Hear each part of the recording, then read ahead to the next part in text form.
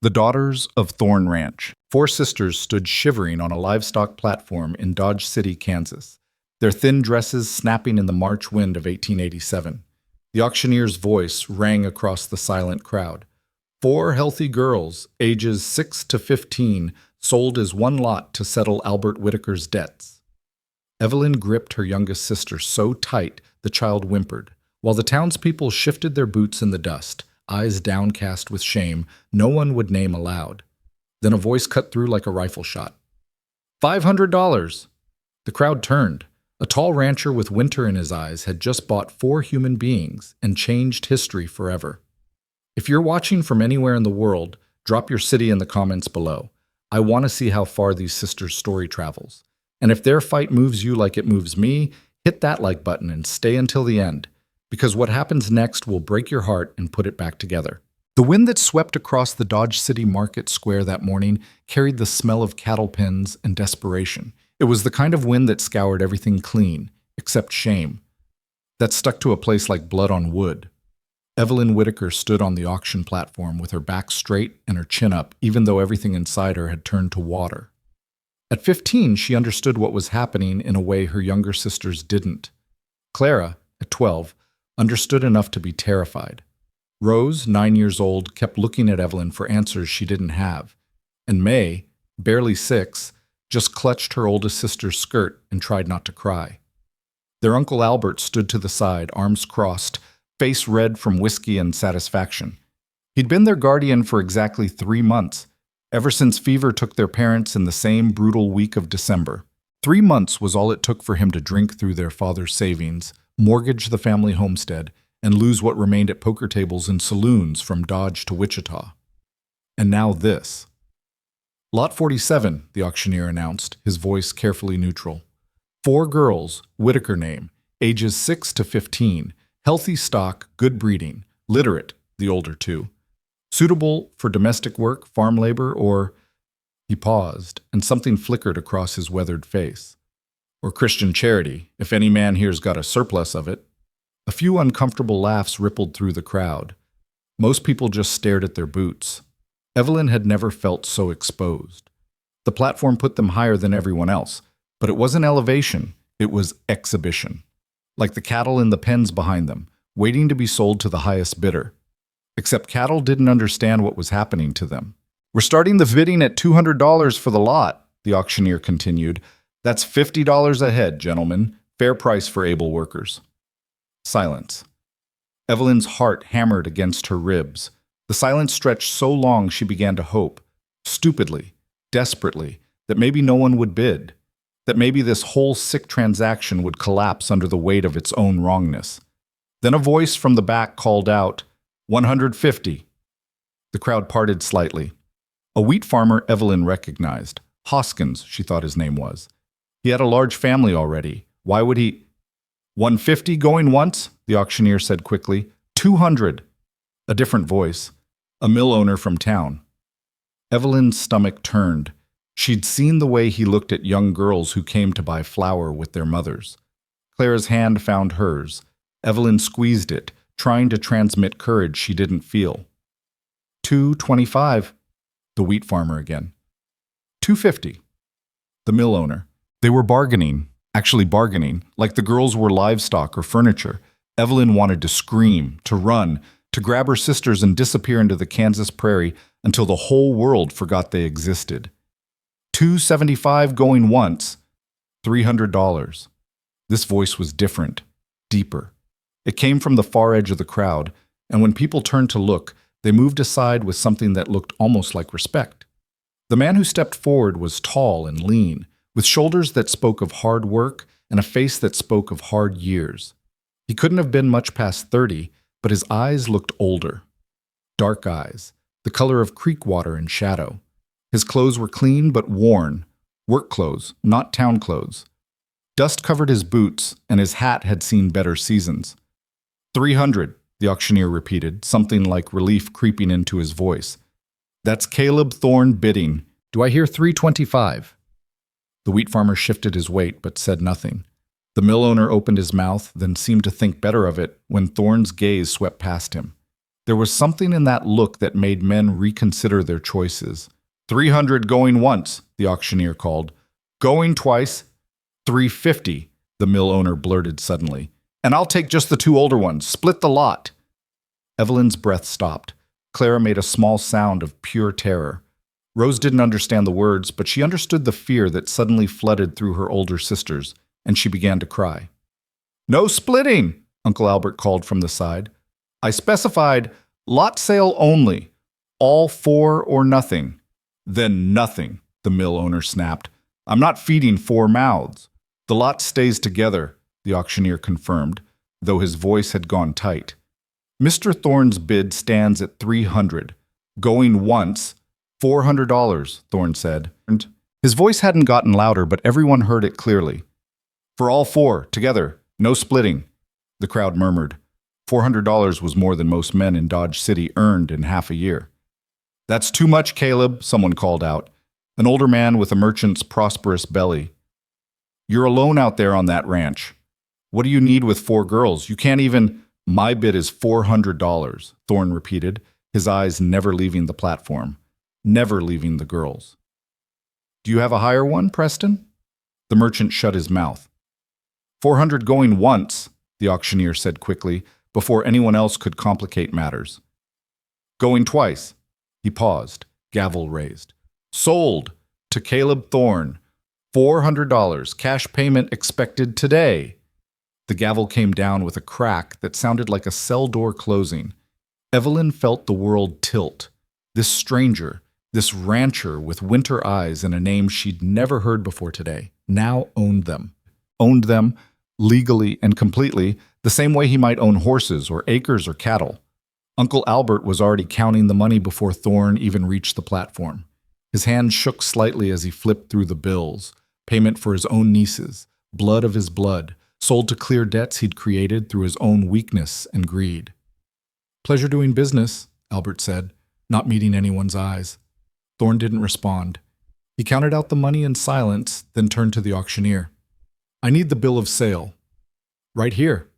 The auctioneer had it ready, ink still wet. Names, ages, purchase price, all legal and proper. Legal, proper. The words made Evelyn want to vomit. Thorne took the paper, folded it carefully, and tucked it inside his coat. Then he turned to the girls for the first time, really looking at them instead of through them. My wagon's at the end of the street, he said.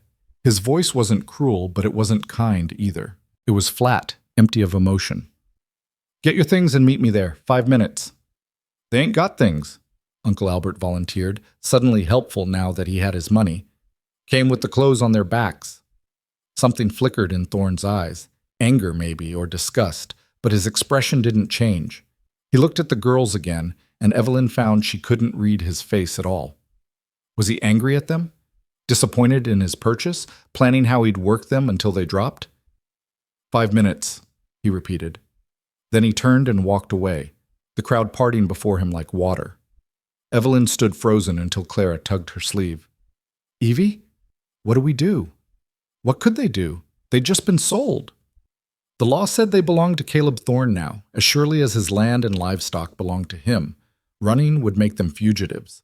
Staying meant stepping into the complete unknown. We go to the wagon, Evelyn said quietly. She lifted May into her arms. The child had stopped crying, but hadn't stopped shaking. We stay together. And she swallowed hard. We see what happens next. They climbed down from the platform on legs that barely held them. The crowd had already begun to disperse, the ugly transaction complete. The uncomfortable moment passed. Life in Dodge City would go on as if nothing remarkable had happened. 4 girls sold at auction? Just an unfortunate situation, handled according to law and custom. Nothing to dwell on. Uncle Albert was gone before they reached the street, disappeared with his blood money and his absence of conscience. Evelyn didn't expect a goodbye. She didn't get one. The wagon sat at the far end of the market square, a sturdy farm wagon with high sides, and a team of 2 draft horses that looked better fed than the girls felt. Thorne was loading supplies, sacks of flour and beans, tools, rope. He didn't look up when they approached. Evelyn cleared her throat. Sir, we're here. In the back, Thorne said without turning around. There's blankets. It's a 4-hour drive to the ranch. 4 hours into the prairie. 4 hours away from everything they'd ever known, taking them to a place they'd never seen, with a man they'd never met, for purposes he hadn't explained. Clara was crying now, silent tears streaming down her face. Rose held her hand so tight her knuckles had gone white. May buried her face in Evelyn's shoulder. They climbed into the wagon bed. The blankets were there, as promised, thick wool, clean, smelling of sage and storage. Evelyn arranged them around her sisters, trying to create some small fortress of comfort against the vast uncertainty ahead. Thorne finished loading, secured the tailgate, and climbed onto the driver's seat without a word. He picked up the reins, clicked his tongue, and the horses started forward. Dodge City fell away behind them. The market square, the auction platform, the crowd of people who'd watched 4 children sold and done nothing, all of it receded into the distance until it was just a smudge on the horizon, then nothing at all. The prairie opened up around them like an ocean. Endless grass, endless sky, endless wind. No landmarks except the occasional creek bed or line of cottonwoods marking water. The isolation was absolute. Evelyn held May and watched the stranger on the driver's seat. His back was straight, his hand steady on the reins. He didn't look back at them. Didn't check if they were settled or scared or suffering. Just drove, as silent and remote as the land itself. After an hour, Rose whispered, "Evie, I'm thirsty." Evelyn's own throat was parched, but she hadn't wanted to ask, hadn't wanted to draw attention, to make demands, to give this man any reason to regret his purchase or make their situation worse than it already was. But Rose was 9 years old and thirsty, and that mattered more than fear. "Sir?" Evelyn called over the rattle of the wagon. "Excuse me, sir?" Thorne's shoulders tensed slightly, but he didn't turn around. "What?" "My sister's thirsty. Do you have water?" For a long moment he didn't respond. Then he reached beneath the driver's seat and pulled out a canteen. He held it back without looking, and Evelyn had to lean forward to take it. "Make it last," he said. "Next water's 2 hours out." The canteen was nearly full. Evelyn gave Rose a careful drink, then Clara, then May. She took only the smallest sip herself, though she wanted to drain the whole thing. "Thank you," she said, handing it back. Thorne took it, returned it to its place, and said nothing. The silence stretched. The wagon rolled on, the sun climbed higher, turning the prairie into a sea of gold and green. Hawks circled overhead. Somewhere in the distance, a coyote called. Clara leaned against Evelyn's shoulder. "What's going to happen to us?" she whispered. "I don't know," Evelyn admitted. There was no point in lying. "But we're together. That's something." "Is he going to be mean?" Rose asked, her voice very small. Evelyn looked at Thorne's back, straight and unyielding as an iron fence post. "I don't know that either." "I'm scared," May whimpered. "I know, sweetheart. I know." Another hour passed, then another. The landscape began to change subtly. More rolling hills, more scattered stands of cottonwood and willow marking creek beds. The grass grew longer, interspersed with wildflowers that turned whole hillsides purple and gold. Then, as they crested a rise, Evelyn saw it. A ranch spread out in a shallow valley, protected on 3 sides by low bluffs. A house, low and solid, built of sod and timber. A barn, larger than the house. Corrals and outbuildings. A windmill turning slowly in the breeze. Cattle grazing in the distance, maybe 200 head. It was remote, isolated, miles from the nearest neighbor, by the look of it.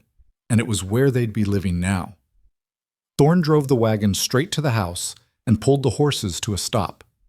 He set the brake, climbed down, and finally, turned to look at the girls directly.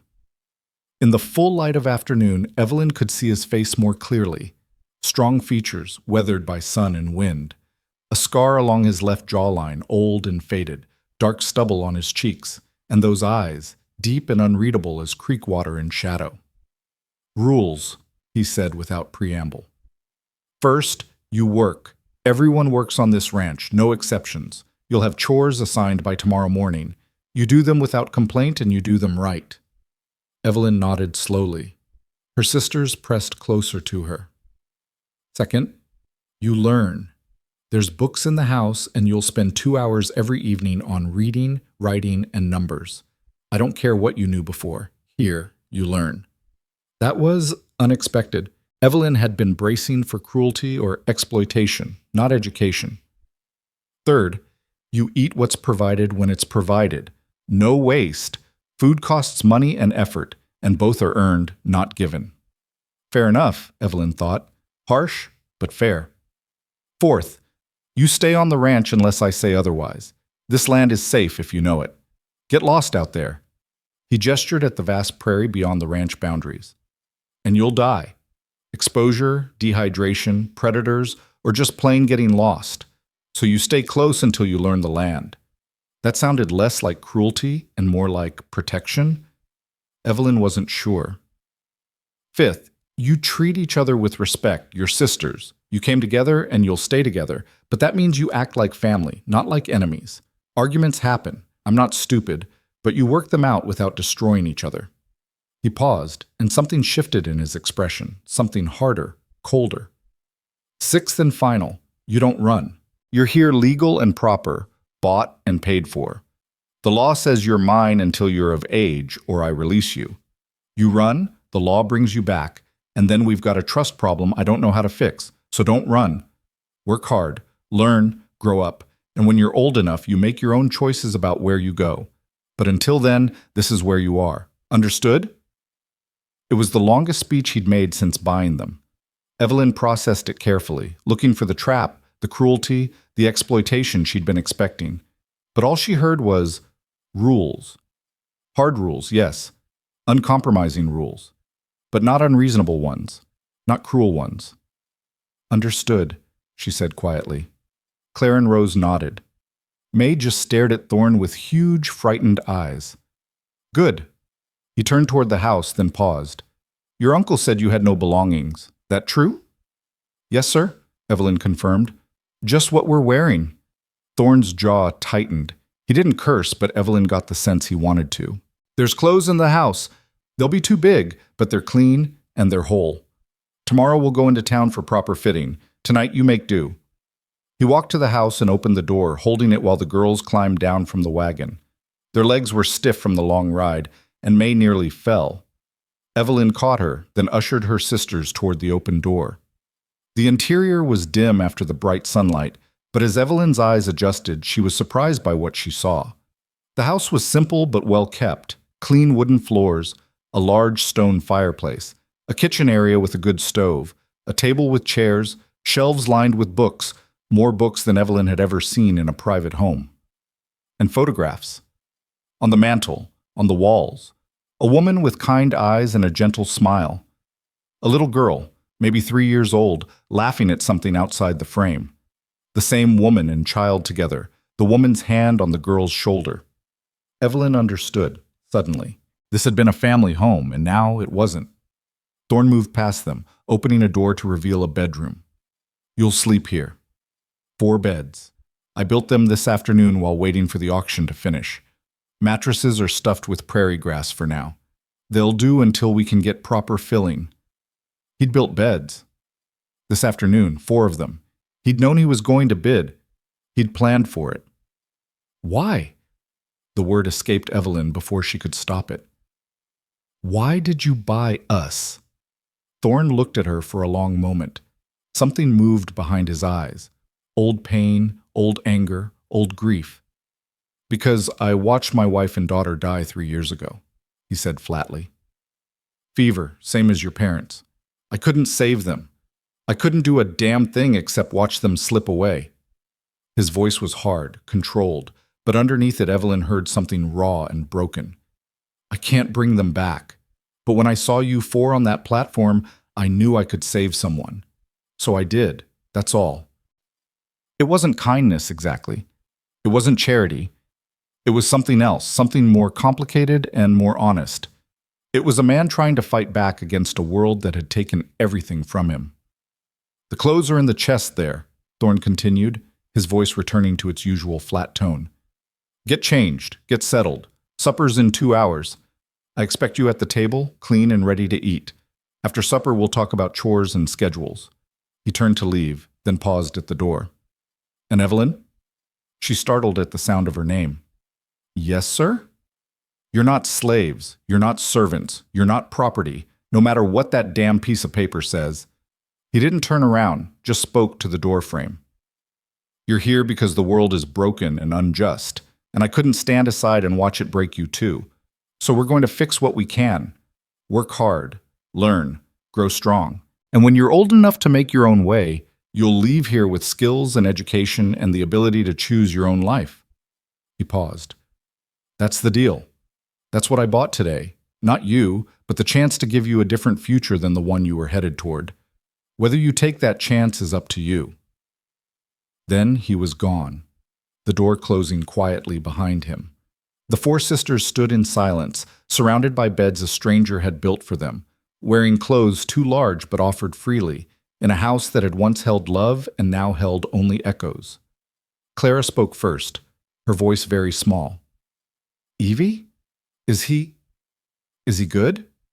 Evelyn thought about it carefully. About the rules that were harsh but fair. About the education he'd promised. About the beds he'd built, and the water he'd shared, and the way he'd said, "You're not property," with such fierce certainty. About a man who'd lost everything and still found the strength to save someone. I don't know if he's good, Evelyn said slowly, but I think he might be honest. And right now, that might be enough. They changed into the oversized clothes, shirts and trousers that had belonged to Thorne, clean and mended but far too large. Rose disappeared into hers completely. May looked like she was wearing a tent, but they were warm, and they were clean, and they hadn't been sold separately to pay for them. Small mercies. When Thorne called them for supper 2 hours later, they found the table set with 4 places. Simple food, beans, cornbread, fried eggs, but plenty of it. Thorne ate in silence at his own place, not watching them but not ignoring them either. After the meal, he pulled out paper and pencil. Tomorrow's chores, he said. Evelyn, you're oldest. You'll help with cooking and household work until you learn the ranch. Clara, you're on egg collection and garden work. Rose, you'll feed the chickens and help Clara. May, you're too young for heavy work, but you can help set the table and keep the house tidy. He looked up. These assignments will change as you learn and grow. Questions? When do we start school lessons? Evelyn asked. Something that might have been approval flickered across Thorne's face. After evening chores, before bed. 2 hours every night. I'll teach what I can. What I can't, the books will. He stood, collected the dishes, and began washing them. Evelyn moved to help automatically, and he didn't stop her. They worked in silence, Clara drying while Rose and May put things away according to Thorne's quiet directions. It felt strange, domestic, almost normal. When the kitchen was clean, Thorne pulled books from the shelf. A reader, an arithmetic primer, a geography text. He opened them on the table and looked at Evelyn. Show me where you are in reading, he said. She read a passage from the middle of the reader, fluently, with good comprehension. Thorne nodded and moved the bookmark forward. Start there tomorrow. Clara? Clara read more slowly but accurately. Rose struggled with longer words but tried hard. May couldn't read yet, but she knew her letters. Good foundation, Thorne said. It might have been the first compliment he'd offered. We'll build on it. The lessons lasted exactly 2 hours, as promised. Then Thorne closed the books and stood. Bedtime. Morning comes early on a ranch. Wake up is sunrise. Breakfast 30 minutes after. Work begins when breakfast ends. He paused at the bedroom door. Sleep well. Tomorrow we start building your future. He left them alone in their new room with their new beds and their 2 large clothes and their completely uncertain future. May fell asleep almost immediately, exhausted by fear and travel. Rose lasted only a few minutes longer. Clara lay awake, staring at the ceiling, tears sliding silently into her hair. Evelyn lay in the darkness and listened to her sisters breathe, listened to the wind outside, listened to the silence of a prairie ranch at night. They'd been sold today, bought like cattle or land or tools. The law said they belonged to a stranger now, and that stranger could do with them whatever he wished. But that stranger had built them beds, had promised them education, had looked at them and said, "You're not property," with such conviction that Evelyn almost believed him. Almost. The truth was more complicated. They were property, legally. The bill of sale in Thorne's coat pocket proved it, but Thorne seemed determined to pretend otherwise, to treat them as if they were something more than things he'd purchased. Why? Because he'd lost his own family and couldn't save them? Because he needed to feel like he could fix something in a world that had broken him? Because he was genuinely good, or because he was building toward something Evelyn couldn't yet see? She didn't know. Couldn't know. Not yet. All she knew was that they were here, together, under a roof that didn't leak, with food in their bellies and a man who'd promised them education and a future. It wasn't much, but it was more than they'd had this morning, standing on that auction platform with the whole world watching and doing nothing. So Evelyn closed her eyes and made herself a promise. She would watch. She would learn. She would protect her sisters, and she would figure out who Caleb Thorne really was, what he wanted from them, what he was building toward, whether his harsh rules and quiet promises were genuine or just another kind of trap. The wind sang through the prairie grass outside. Somewhere in the distance, a coyote called, and four sisters slept in beds a stranger had built, their futures as vast and uncertain as the Kansas plains that stretched away into darkness on all sides. Tomorrow would come with sunrise, as Thorne had promised, and with it, the real work would begin. The first fingers of dawn light were just touching the horizon when Evelyn woke to the sound of a door closing somewhere in the house.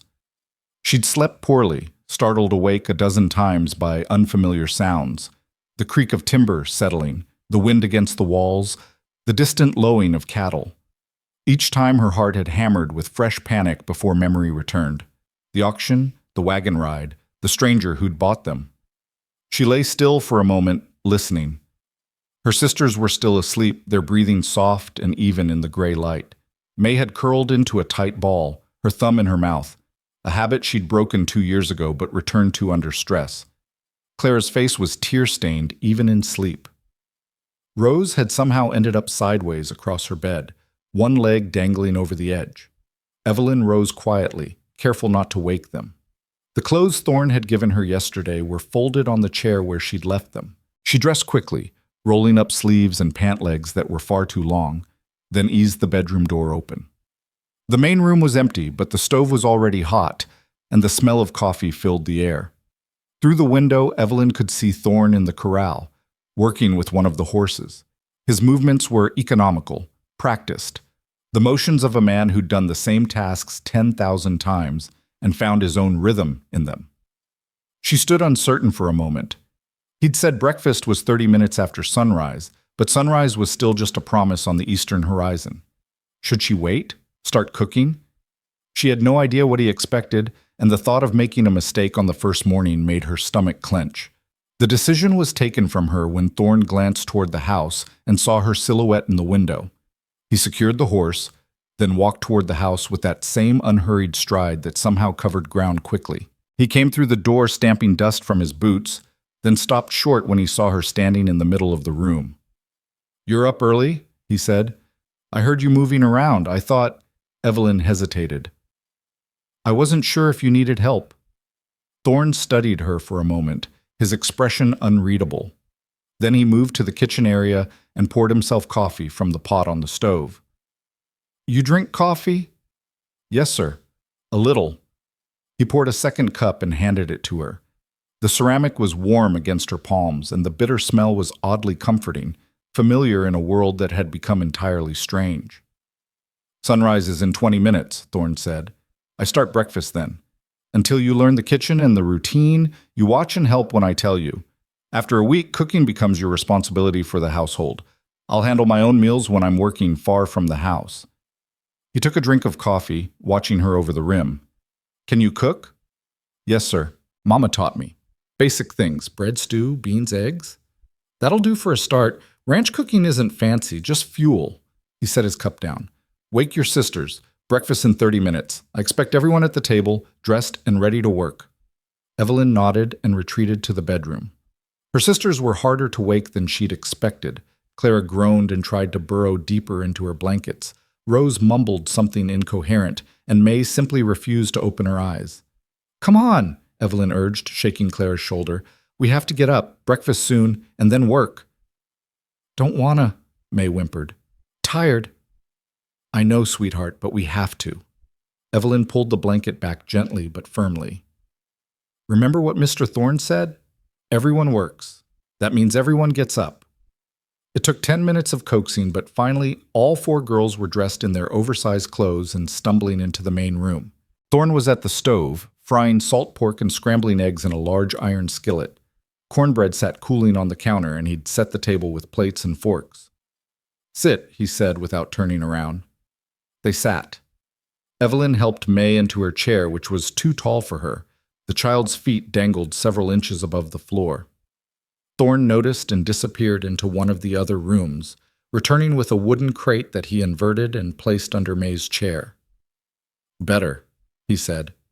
Then he brought the food to the table, generous portions that made Evelyn's eyes widen. At their uncle's house, they'd been lucky to get thin porridge and stale bread. This was more food than she'd seen in months. Eat all of it, Thorne said, sitting down with his own plate. You're all too thin. Hard work requires fuel, and I won't have you collapsing from hunger. He looked at Evelyn. That means you, too. Don't short yourself to save food. There's enough. The meal passed in near silence. The food was simple but good. The eggs cooked just right, the pork crisp at the edges, the cornbread sweet and dense.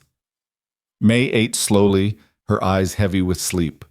Rose and Clara ate with the desperate efficiency of children who'd learned not to count on their next meal. When the plates were clean, Thorne stood and began clearing the table. Evelyn rose to help, and this time he nodded approval. Dishes are your first lesson. Watch how I do it, then you'll take over tomorrow. He showed her his system: scrape the plates, heat water on the stove, wash in hot soapy water, rinse in clean water, dry thoroughly before putting away. Simple and efficient, like everything else about him. Conservation matters out here, he explained as he worked. Water has to be hauled from the well. Soap costs money. Wood for heating water doesn't grow on trees. Well, it does, but you have to cut it, split it, and haul it. So we don't waste. We do things right the first time and make our resources stretch. It was the most he had said at once that wasn't a direct order. Evelyn listened carefully, committing it all to memory. When the kitchen was clean, Thorne lined the 4 girls up in the main room. In the full morning light, Evelyn could see him more clearly. The lines around his eyes from squinting into sun and wind, the calluses on his hands from rope and tools, the way he held himself with a kind of coiled readiness, as if always prepared for the next emergency. Chore assignments, he said. I'm going to show each of you your task this morning. Tomorrow, you do them on your own. Ask questions now while I'm teaching. Don't wait until you've already made a mistake. He started with May, leading her to a small coop behind the house where a dozen chickens scratched in the dirt. Chickens need feed and water every morning, every evening. The feed is in that barrel, 1 scoop morning, 1 scoop evening. Water goes in those troughs. They need fresh water every day, so you dump the old water on the garden, rinse the trough, and fill it new from the well. May stared at the chickens with wide eyes. One of them, a large red hen, ruffled her feathers and made a challenging noise. She won't hurt you, Thorne said. Just bossy. Chickens have a pecking order, literally. That one's in charge, so she acts like it. You just do your job and ignore her attitude. Like Uncle Albert, May whispered. The words hung in the morning air. Thorne's expression flickered, something dark passing through his eyes, but his voice stayed level. Yeah, like that. People who act mean are usually just scared or hurting. Doesn't make it right, but it helps to understand it. He handed May the scoop. Show me. 1 scoop. May filled the scoop with trembling hands and dumped it into the feed trough. The chickens immediately swarmed, pecking and clucking. She jumped back with a small squeak. Good, Thorne said. Now water. He walked May through the whole process twice, then had her do it once on her own while he watched. When she finished, he nodded. That's your job. Morning and evening, every day. Can you do it? Yes, sir, May said, her voice small but determined. Good girl. Rose's assignment was the garden, a large plot behind the house where vegetables grew in neat rows. Thorne showed her how to check for weeds, how to tell the difference between a seedling and something that didn't belong, how to water without drowning the plants or leaving them dry. Garden feeds us through winter, he explained, kneeling in the dirt to show Rose how to pull weeds without disturbing the vegetables. Everything you see here will be canned or dried or stored in the root cellar. We waste nothing. A bad garden means a hard winter, so this work matters. I've never done gardening before, Rose admitted. You're doing it now. That's what matters. Thorn pulled a particularly stubborn weed and tossed it aside. Most things worth knowing you learn by doing. Book knowledge is important, but hand knowledge, he held up his calloused palms. That's what keeps you alive out here. Clara's task was egg collection, which meant checking the nesting boxes in the chicken coop 3 times a day. Thorn showed her how to approach the hens calmly, how to slide a hand under them to check for eggs, how to handle the eggs gently so they wouldn't crack. Some hens get broody, he warned. They'll peck if you try to take their eggs. You'll learn which ones to watch for. Get pecked once or twice and you'll figure out the warning signs. He demonstrated the proper technique, his large hands surprisingly gentle as he retrieved 3 brown eggs from under a suspicious-looking hen. Eggs are protein. Protein is valuable. We eat them, trade them, preserve them. You break one by carelessness, that's food wasted. Understand? Yes, sir, Clara said. Her hand shook slightly as she reached under the first hen, but she managed to retrieve the egg without incident. Good. Practice makes steady. Evelyn's assignment was the most complex, helping with household work and learning to manage the kitchen, but also learning ranch accounts and inventory. Thorn led her to a small desk in the corner of the main room and opened a ledger. This records everything, he said, running his finger down columns of careful handwriting. Income from cattle sales, expenses for feed and supplies, inventory of food stores, notes on weather and pasture conditions. The ranch doesn't run on hope, it runs on information and planning. Evelyn stared at the neat rows of numbers and notes. You want me to learn this? You're 15. In 3 years, you'll be of age. When you leave here, you need to know how to manage money, keep records, plan ahead. These skills matter whether you end up running your own household or doing something else entirely. He pulled out a fresh page. We'll start simple. You'll track household expenses, food, soap, lamp oil, whatever we buy. Learn to account for what comes in and what goes out. Later, if you show aptitude, I'll teach you the cattle records. It was dizzying. Evelyn had expected to be used for hard labor and little else, the way Uncle Albert had used them. Minimum effort, maximum exploitation. But Thorn was teaching them. Actually teaching them skills that would matter, that would last, that would give them options. Why are you doing this? The question slipped out before she could stop it. Thorn looked at her steadily. Because you're going to leave here eventually. When you do, I want you to leave with the ability to make your own way in the world, not as someone's servant or someone's burden, but as capable people who can stand on your own feet. He closed the ledger. That requires skills, so I'm teaching you skills. It's not complicated. But it was complicated, Evelyn thought. Most men who bought children at auction weren't thinking about preparing them for independent futures. They were thinking about profit, or labor, or worse things she didn't want to name. Now, Thorn continued, morning chores are done. Midday meal is at noon, simple, usually leftovers or bread and cheese. Evening meal is at 6. Between now and noon, you're going to help me repair a section of fence in the north pasture. Bring your sisters, they can learn by watching, and the fresh air will do them good. The fence repair turned into an education. Thorn didn't just fix the broken rails, he explained why they'd broken, how to spot weak points before they failed, how to measure and cut replacement wood, how to secure the rails so they'd last through winter storms and summer heat. May and Rose sat on a nearby hill, watching and occasionally asking questions. Clara helped hold boards steady, while Thorn sawed. Evelyn learned to use a hammer, smashing her thumb twice before she got the rhythm of it. Pain's a teacher, Thorn said when she yelped the second time. You'll remember to keep your thumb clear now. He wasn't wrong. The third nail went in cleanly, and so did the fourth. They worked through the morning, the sun climbing higher, and the prairie wind carrying the smell of grass and wildflowers. Hawks circled overhead. In the distance, cattle grazed peacefully. The world felt enormous out here, endless sky meeting endless land with the 5 of them tiny specks in the middle of it all. At noon, they returned to the house for bread, cheese, and cold water from the well. Thorn ate quickly, then announced he was riding out to check the south pasture and would be back by evening. The girls were to rest, study if they wished, and start preparing supper at 5 o'clock. You'll be alone for several hours, he said, looking at Evelyn. Can you handle that? Yes, sir. There's a rifle over the door. You know how to use one? Evelyn shook her head. Then leave it alone unless there's immediate danger. Wolves, strangers with bad intent, someone hurt badly. Otherwise, you wait for me to come back. Understood? Understood. He left them alone in the house, riding out on one of his horses with the easy confidence of a man entirely at home in the saddle. The girls watched him disappear over the northern ridge, and then they were alone, truly alone for the first time since the auction. Clara let out a long breath. He's strange. He's teaching us things, Rose pointed out. Uncle Albert never taught us anything. Uncle Albert was a drunk and a snake, Evelyn said flatly. Mr. Thorne is something else. I'm not sure what yet, but something else. May tugged at Evelyn's sleeve. Evie, are we going to stay here forever? I don't know, sweetheart, but we're here now and we're together, and that's what matters. They spent the afternoon quietly. Clara read from one of Thorne's books, a collection of frontier stories that held her attention completely. Rose explored the house carefully, looking at everything with wide eyes.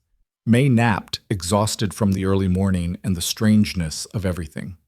Evelyn sat at the desk and studied the ledger, trying to understand Thorne's system.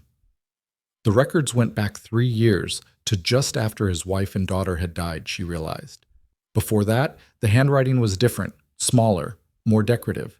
His wife's handwriting, probably. She could track the change in the records. The first few months after their deaths, the entries were sparse and chaotic. Then, gradually, order returned. The handwriting became steady again. The accounts balanced, the ranch continued. It was the record of a man rebuilding himself one careful entry at a time. At 5 o'clock, Evelyn started supper. She'd watched Thorne carefully that morning, and she tried to replicate his efficiency. Beans soaking since midday, cornbread mixed and ready for the oven, salt pork sliced and waiting. She wasn't as fast as him, and she wasn't as sure, but the food came together. Thorne returned just before 6, as promised. He unsaddled his horse, washed at the pump outside, and came to the table exactly at the appointed time. He looked at the food Evelyn had prepared, then at her. You did this alone? Yes, sir. I hope it's all right. He served himself a portion, tasted it, chewed thoughtfully. Beans are undercooked, cornbread's good, pork's too salty. You have to rinse it before frying, or it's inedible. He took another bite. But for a first attempt in an unfamiliar kitchen, it's respectable. You'll get better. It was the closest thing to praise Evelyn had heard from him, and it warmed something in her chest she hadn't realized was cold. After supper came the promised lessons. Thorne pulled out the books and worked with each girl according to her level.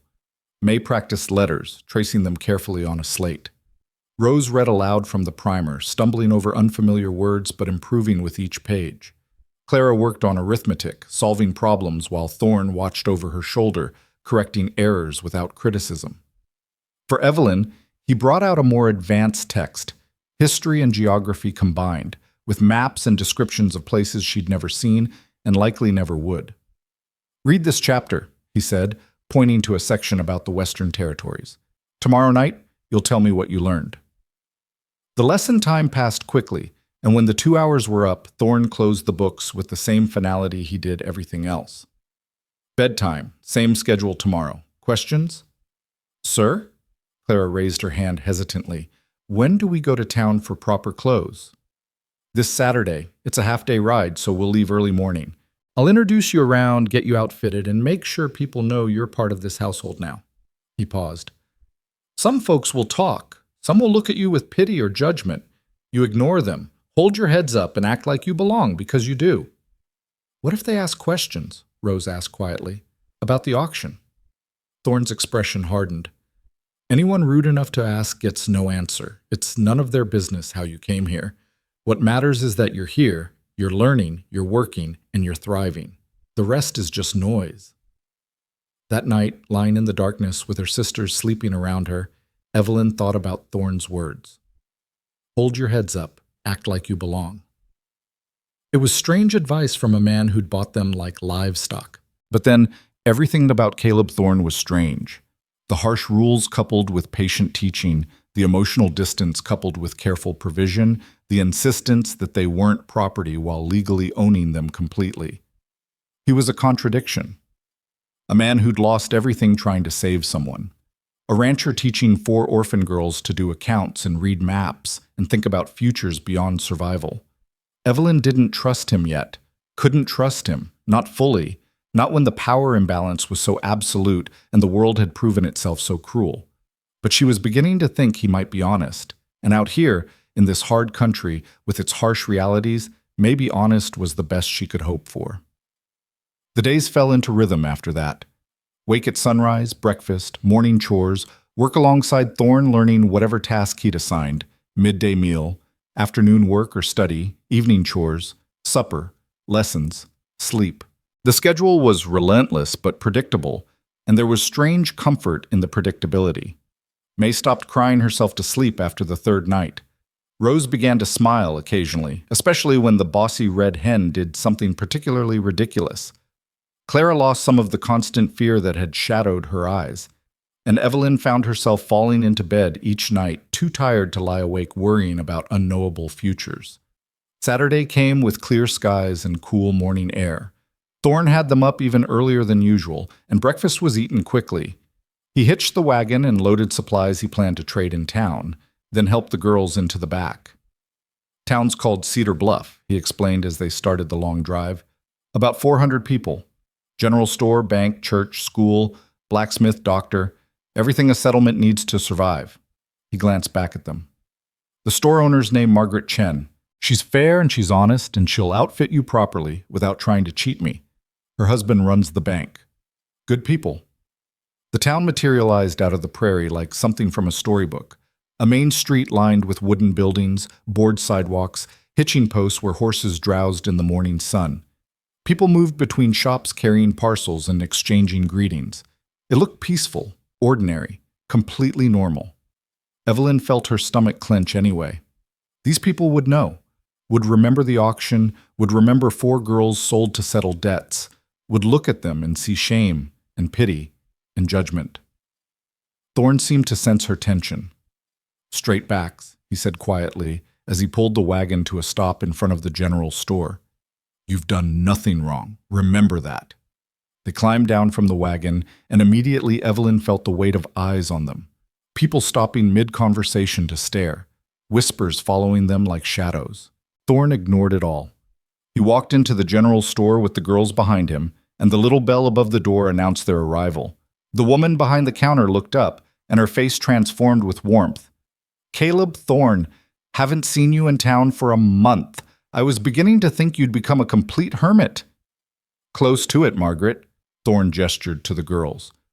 But I've got reason to venture out now. These are the Whitaker sisters, Evelyn, Clara, Rose, and May.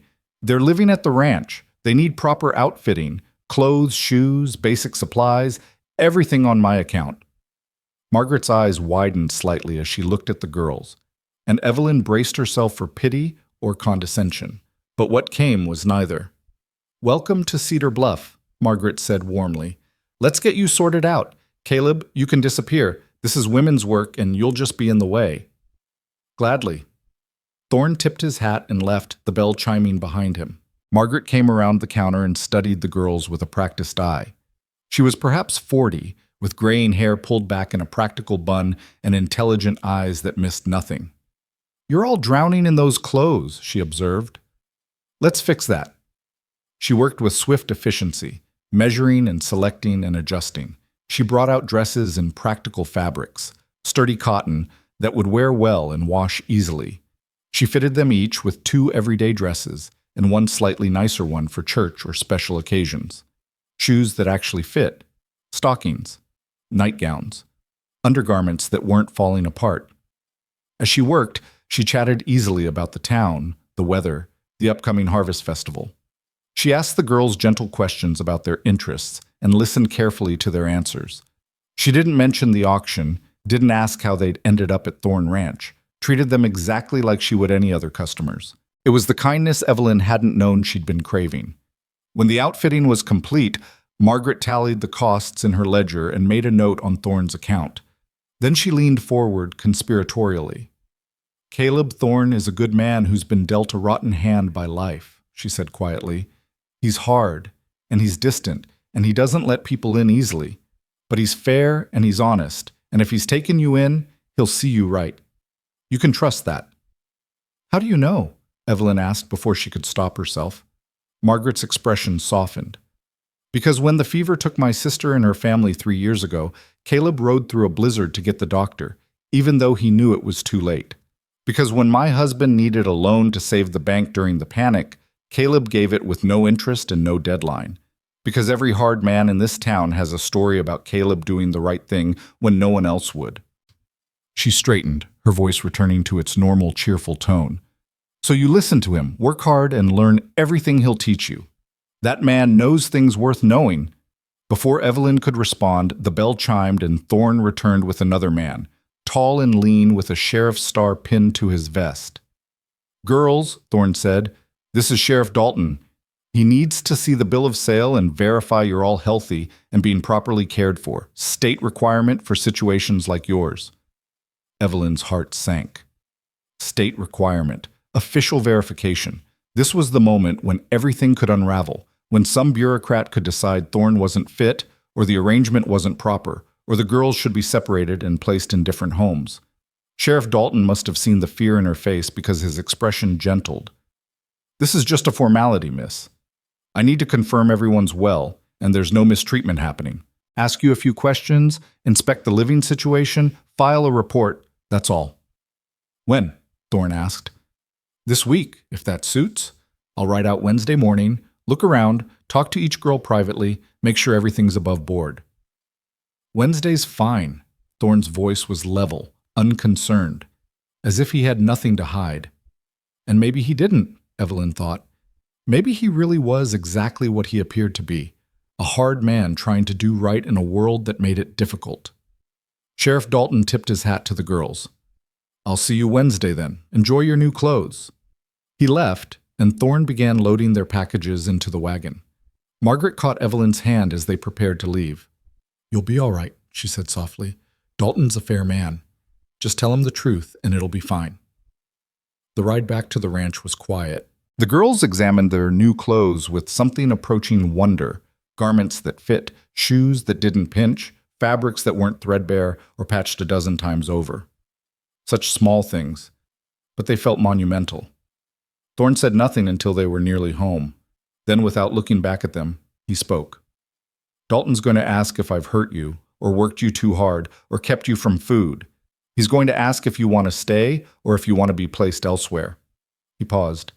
You tell him the truth, whatever that truth is for you. I won't punish you for honesty, and I won't force you to stay if you'd rather be somewhere else. Evelyn stared at his back. You'd let us go? I'd let you choose. There's a difference.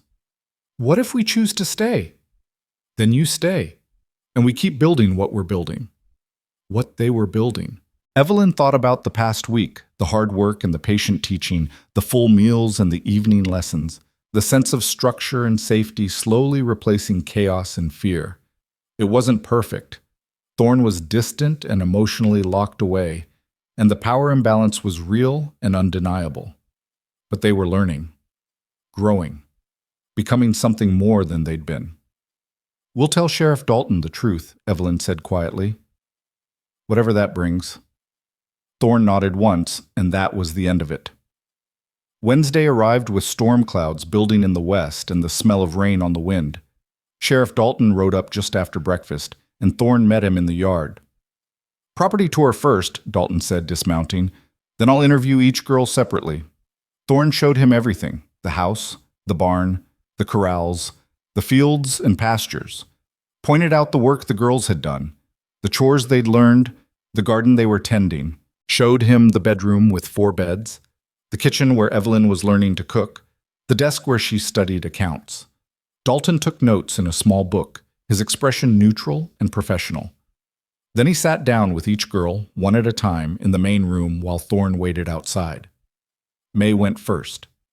She came out 10 minutes later, looking uncertain but unharmed. Then Rose, then Clara. Each interview lasted about the same amount of time, and each girl emerged looking thoughtful but not distressed. Finally, Evelyn's turn. She sat across from Sheriff Dalton at the table while he reviewed his notes. "Your sisters speak well of Mr. Thorne," he began. "They say he's strict but fair, that he feeds you well, teaches you daily, and hasn't laid a hand on any of you in anger. Is that your experience as well?" "Yes, sir." "Are you afraid of him?" Evelyn considered carefully.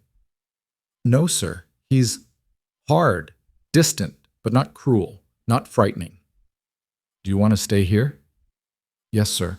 "We're together here. We're learning. We have enough to eat and a safe place to sleep. That's more than we had before." Dalton nodded slowly. "And if I told you there were other options, orphanages, church families willing to take one or two of you, would you want to pursue those? Would we stay together? Probably not. Most families can't take 4 children at once. Then no, we stay together or we don't go." Dalton made a final note, then closed his book. "All right, Miss Whitaker, I'll file my report with the territorial office. Based on what I've seen and heard, I'll be recommending that the current arrangement continue." He stood and offered his hand. "You're a brave girl. Your sisters are lucky to have you looking out for them."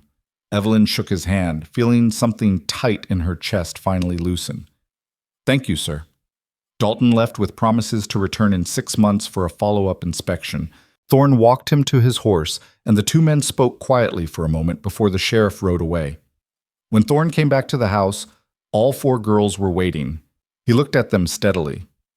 "You staying or going?" "Staying," Evelyn said. "All of us." Something shifted in Thorne's expression, not quite a smile, but close, a softening around the eyes. "Then we'd better get back to work. That north fence isn't going to repair itself, and those storm clouds say we've got maybe 2 hours before the rain hits." They worked together to secure the animals and batten down the ranch against the coming storm. And when the rain finally came, drumming on the roof and turning the prairie silver with water, they sat together at the table, 5 people who'd been strangers 2 weeks ago, now bound together by law and necessity and the beginning of something that might eventually become trust. Outside, the storm raged. Inside, something fragile and new was taking root.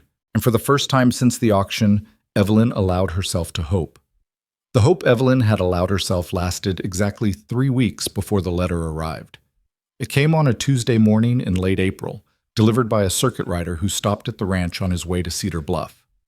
Thorne accepted the envelope with a nod of thanks, then stood in the yard, turning it over in his hands, studying the return address with an expression that made Evelyn's stomach knot. The girls were hanging laundry on the line, sheets and towels snapping in the spring wind, but they all stopped when they saw Thorne's face go hard as winter stone. He opened the letter slowly, read it once, then read it again. Then he folded it with deliberate care and walked into the house without a word. Evelyn exchanged glances with Clara. They'd learned to read Thorne's moods over the past month, the subtle shifts in posture, the small changes in routine that signaled when something was wrong. And something was very wrong now. They finished the laundry in tense silence, then filed into the house. Thorne sat at the table, the letter spread before him, his hands flat on either side of it, as if holding it in place might change what it said. "Sit down," he said quietly. They sat. May climbed into her chair with the wooden crate beneath it, her feet swinging nervously. Rose twisted her hands in her lap. Clara stared at the letter like it might bite. Thorne looked at them, and Evelyn saw something in his eyes she'd never seen before.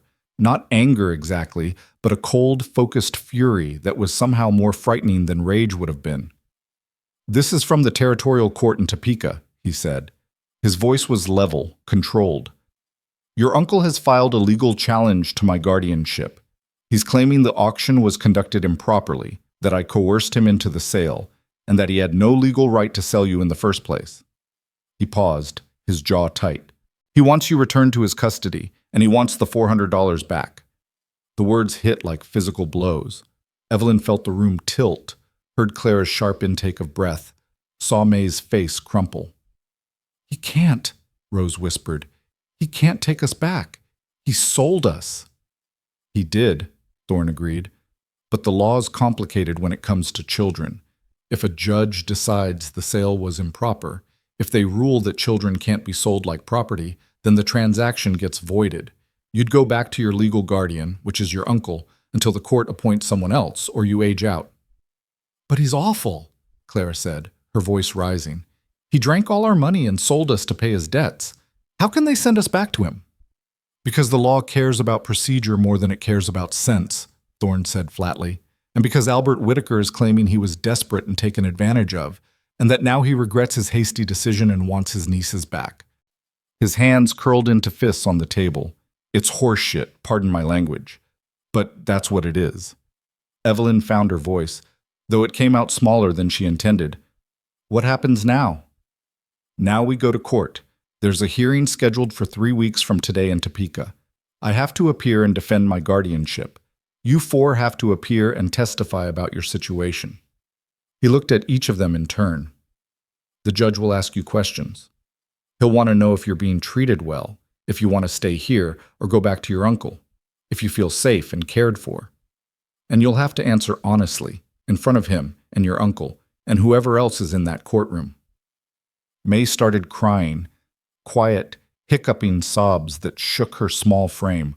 Rose put an arm around her, but tears were streaming down her own face too. Clara looked like she might be sick. Evelyn felt numb. They'd been here a month. 1 month of structure and safety and slowly learning to breathe without constant fear. 1 month of full meals and patient teaching and the beginning of something that felt almost like stability. And now Uncle Albert wanted them back, not because he cared about them, but because he'd realized he could squeeze more money out of the situation. Either he'd get them back and find another way to profit from them, or he'd get his $400 returned and walk away richer than he'd started. Either way, he won, and they lost. I won't let him take you without a fight, Thorne said, and the quiet intensity in his voice cut through Evelyn's numbness. I bought you legally. I've cared for you properly. Sheriff Dalton filed a favorable report. We have grounds to fight this. He paused. But I need you to understand something. The law doesn't always side with what's right. Sometimes it sides with what's convenient, or what looks proper on paper, or what makes the judge comfortable. So we might lose. And if we lose, you go back. I won't go, Clara said suddenly. I'll run away. I'll disappear into the prairie, and they'll never find me. You'll do no such thing, Thorne said sharply. You run, you become a fugitive. You'll spend your life looking over your shoulder, and you'll never have a real future.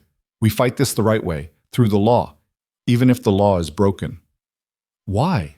Evelyn heard herself ask. Why do you care? You could just let us go, get your money back, wash your hands of the whole situation. Thorne looked at her for a long moment. Because I meant what I said the day I brought you here. You're not property, you're people. And people don't get thrown away just because it's convenient. He stood, the chair scraping against the floor. We've got 3 weeks to prepare. That means 3 weeks of showing exactly how well you're doing here. We document everything, your education progress, your health, your living conditions, everything. We get statements from Sheriff Dalton, from Margaret Chen, from anyone in town who's seen how you've thrived. We build a case so strong that even a skeptical judge can't ignore it. And if it's not strong enough, Clara asked, then we try something else. But we don't give up, not without exhausting every option. The next 3 weeks passed in a blur of preparation and dread. Thorne drove them harder than ever, but not cruelly. He was building evidence. Evelyn's accounts ledger grew thick with neat entries showing competent work. Clara's egg collection records demonstrated consistency and responsibility. Rose's garden flourished under her care. May could now read simple sentences and write her letters with improving clarity. Thorne arranged for visitors from town to stop by. Margaret Chen, who exclaimed over the garden and the well-kept house. The schoolteacher from Cedar Bluff, who tested each girl's learning and pronounced herself impressed with their progress. Even the circuit preacher who noted that the girls appeared healthy, happy, and well-supervised. Sheriff Dalton came twice more, unannounced, and each time he left with detailed notes about the ranch's conditions and the girls' welfare. He was building his own case, Evelyn realized, preparing to testify if needed. But underneath all the preparation, fear sat like a stone in Evelyn's stomach.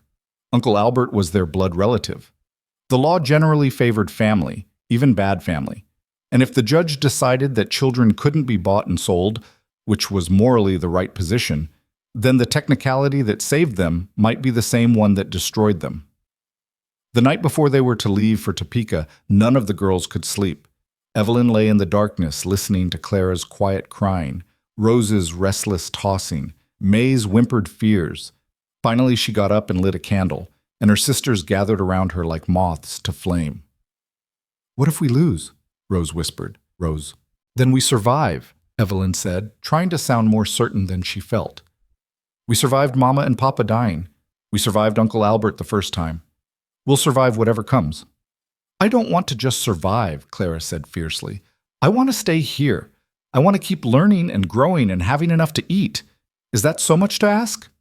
Before Evelyn could answer, a knock sounded at their door. Thorne's voice came through, rough with sleeplessness. "You girls awake?" "Yes, sir," Evelyn called. The door opened. Thorne stood silhouetted in the doorway, still fully dressed despite the late hour. He looked at the four of them huddled together in the candlelight, and something in his expression softened.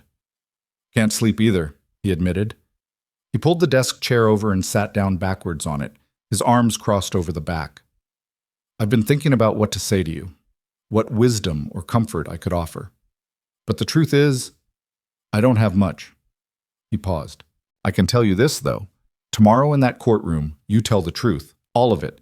Don't try to make things sound better or worse than they are. Don't perform for the judge or try to say what you think he wants to hear. Just be honest about what your life was like with your uncle and what it's been like here and what you want for your future." "What if the truth isn't enough?" May asked in a small voice. "Then at least you'll know you did everything right," Thorne said. "Sometimes that's all we get. The knowledge that we did our best in a situation we couldn't fully control." He looked at Evelyn. "Your sister asked me why I care. I'll tell you all the same thing I told Sheriff Dalton when he asked the same question. I care because you're worth caring about, because you've worked hard and learned fast and proven yourselves a dozen times over, because you deserve better than what the world's given you so far. That's not pity talking. That's plain fact." He stood and pushed the chair back to the desk.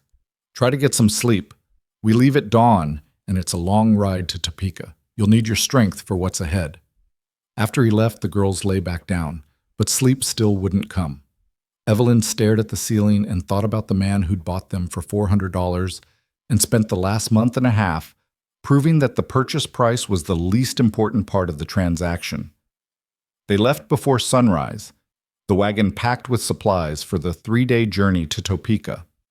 Thorne had arranged for a neighbor, a grizzled rancher named Fletcher, to watch the livestock while they were gone.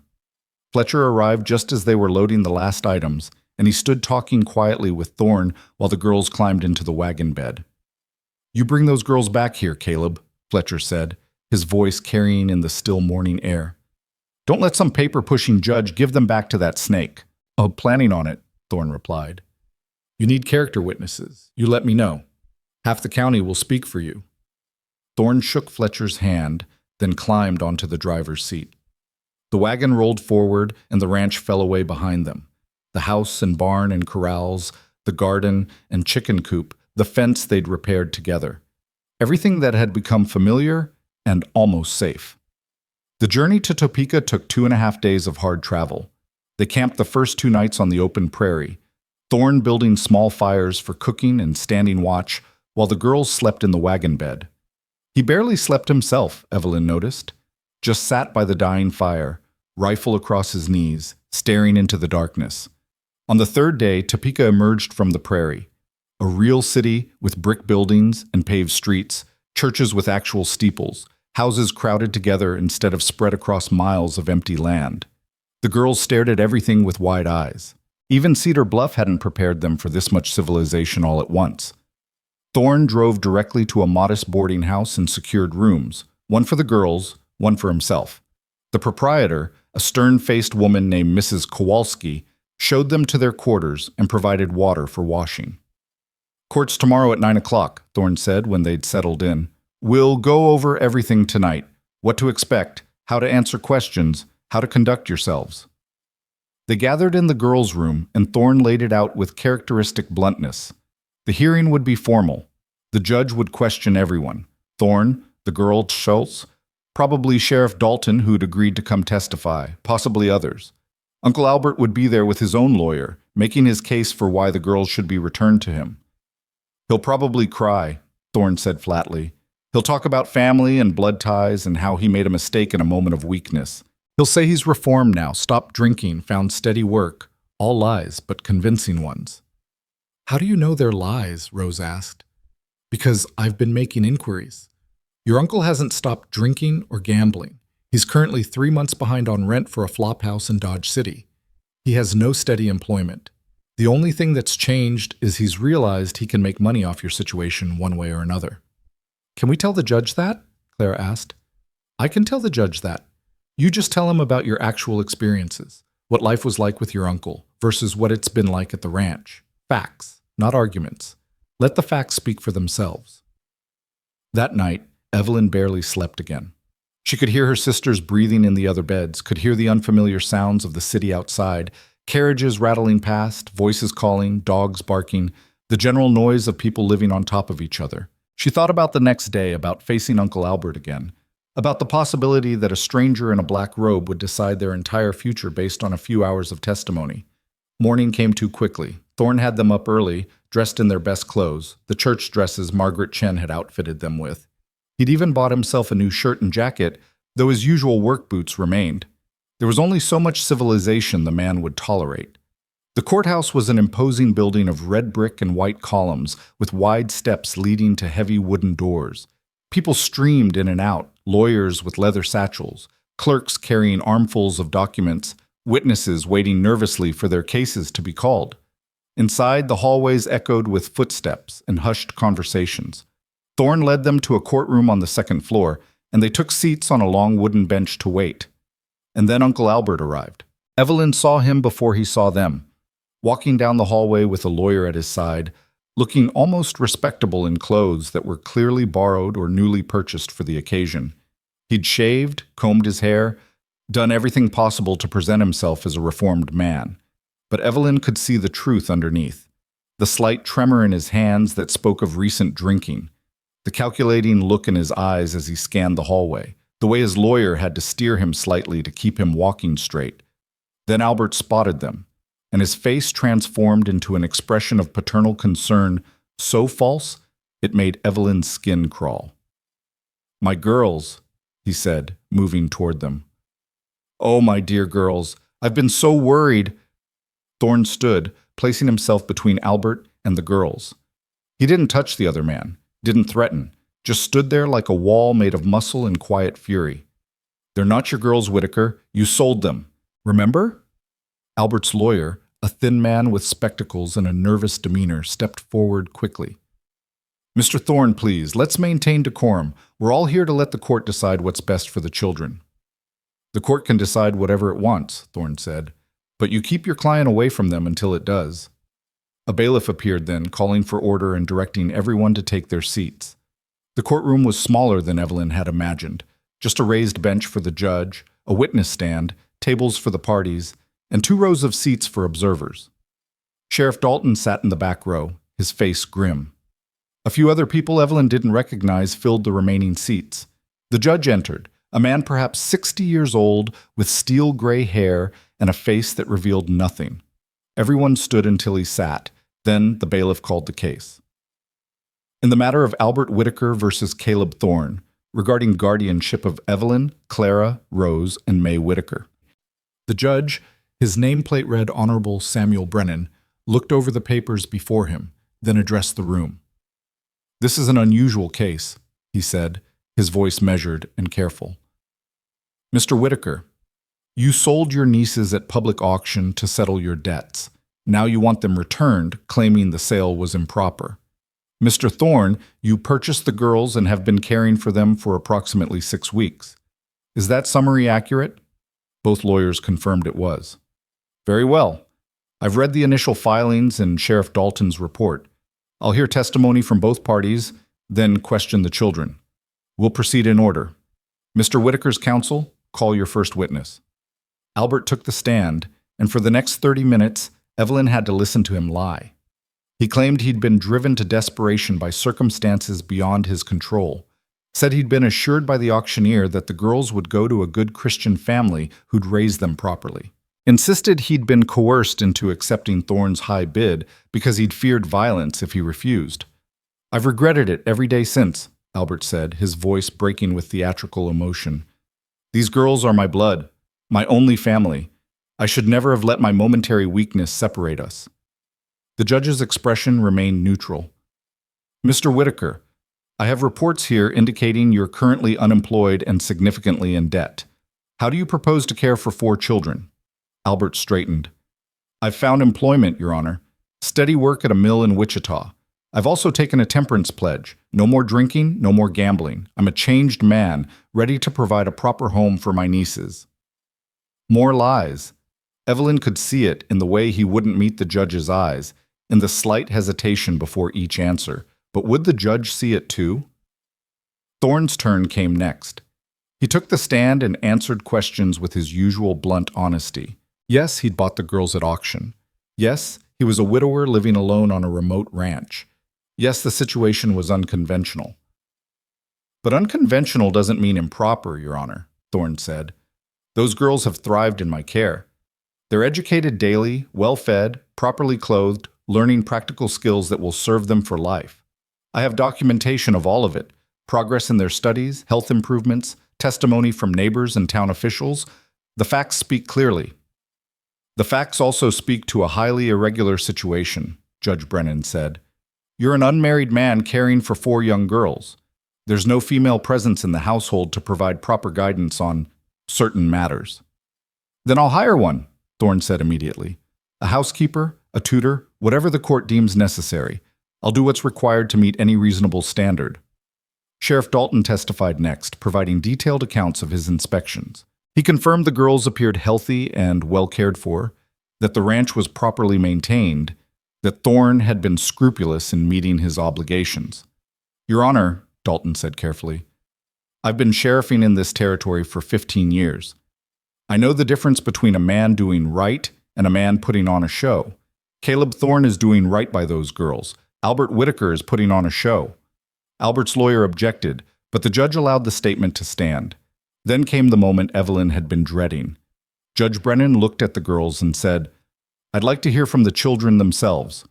I'll question each one separately. We'll start with the eldest.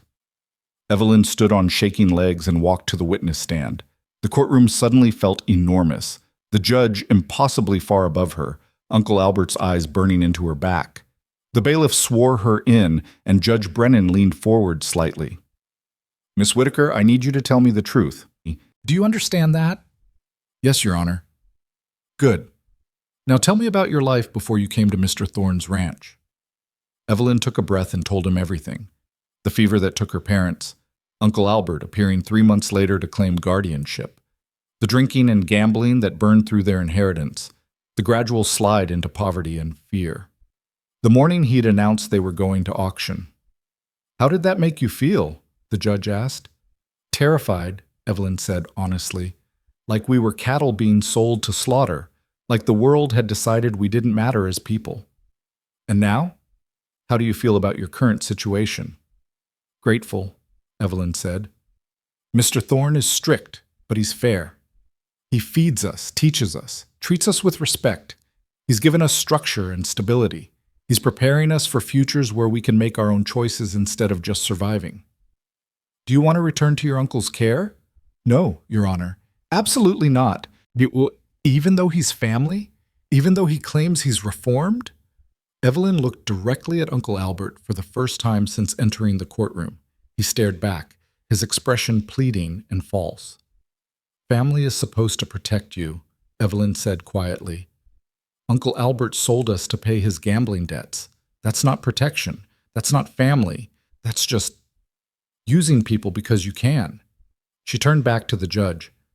Mr. Thorne isn't family by blood, but he's been more of a family to us in 6 weeks than my uncle was in 3 months, and if the law says blood matters more than that, then the law is wrong.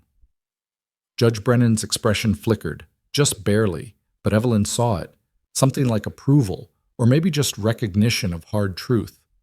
The questioning continued. Clara testified next, then Rose, then finally May, who had to be lifted into the witness chair because she was too small to climb up herself. Each sister told the same story in her own words.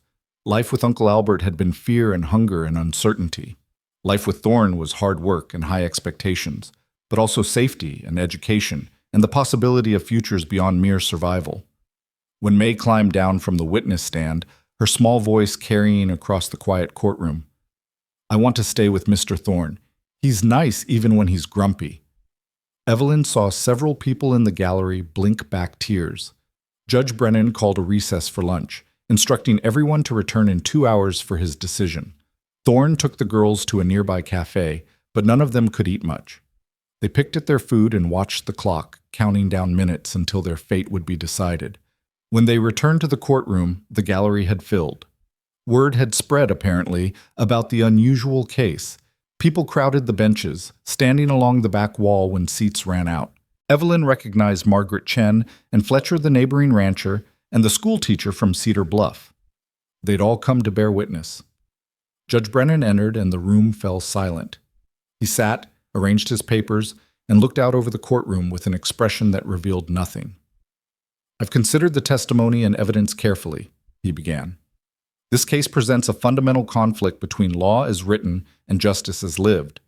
The law in this territory does not explicitly prohibit the sale of children to settle debts, though it perhaps should. The law generally favors blood relatives in guardianship matters, though it perhaps shouldn't when those relatives have proven themselves unfit." Evelyn's heart sank. He was going to rule for Uncle Albert. She could hear it in the careful legal language, the way he was building toward a decision he clearly found distasteful but felt bound by precedent to make.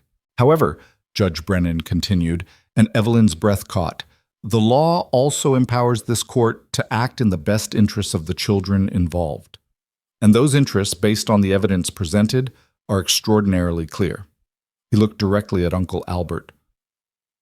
"Mr. Whitaker, your claims of reform are undermined by the very facts you presented. You claim to have found employment in Wichita, yet the mill manager there sent a telegram in response to my inquiry stating they've never heard of you.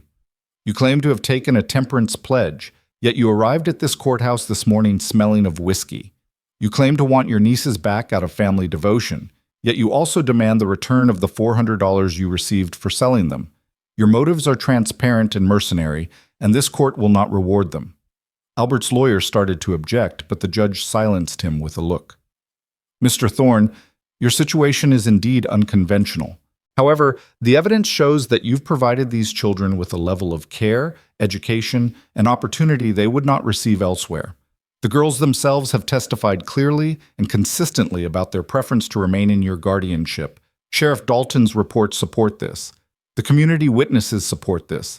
Every objective measure available to this court supports this." Judge Brennan picked up his gavel. "Therefore, the court rules in favor of the defendant. Mr. Thorne's guardianship of the Whitaker sisters is hereby affirmed and made permanent until each girl reaches majority age or marries. Mr. Whitaker's petition is denied in its entirety. The sale price of $400 is deemed final payment for the transfer of guardianship rights, which Mr. Whitaker voluntarily relinquished through his own actions. No refund is owed or warranted." The gavel came down with a crack that sounded like freedom. Evelyn felt tears streaming down her face before she even realized she was crying. Clara grabbed her hand and squeezed so hard it hurt. Rose buried her face in Evelyn's shoulder. May started sobbing, huge gasping sobs of relief that shook her entire body. They'd won. Against all odds, against legal precedent, against the weight of blood and custom, they'd won. But Judge Brennan wasn't finished. "Furthermore," he said, his voice cutting through the murmurs spreading through the gallery, "this case has revealed a disturbing gap in our territorial law. The fact that children can be sold at public auction to settle debts is unconscionable. I'm referring this matter to the territorial legislature with a strong recommendation that such practices be explicitly prohibited. No child should ever stand on an auction block again." He looked at the girls, and his stern expression softened slightly. "You four have shown remarkable courage in speaking your truth. I hope you'll continue to thrive under Mr. Thorne's care, and I hope someday you'll look back on this day not as a time of fear, but as the moment when justice, however imperfectly, found a way to do the right thing." The courtroom erupted in applause. Judge Brennan allowed it for a moment, then gavelled for order and dismissed the proceedings. Uncle Albert stormed out, his lawyer hurrying after him. Evelyn caught a glimpse of his face as he left, twisted with rage and resentment, all pretense of reformed concern abandoned. She felt nothing for him except a distant pity. He'd thrown away his own family for whiskey and cards, and now he'd lost them permanently. Thorne stood, and before Evelyn could think about propriety or emotional restraint or any of the walls they'd both carefully maintained, she launched herself at him.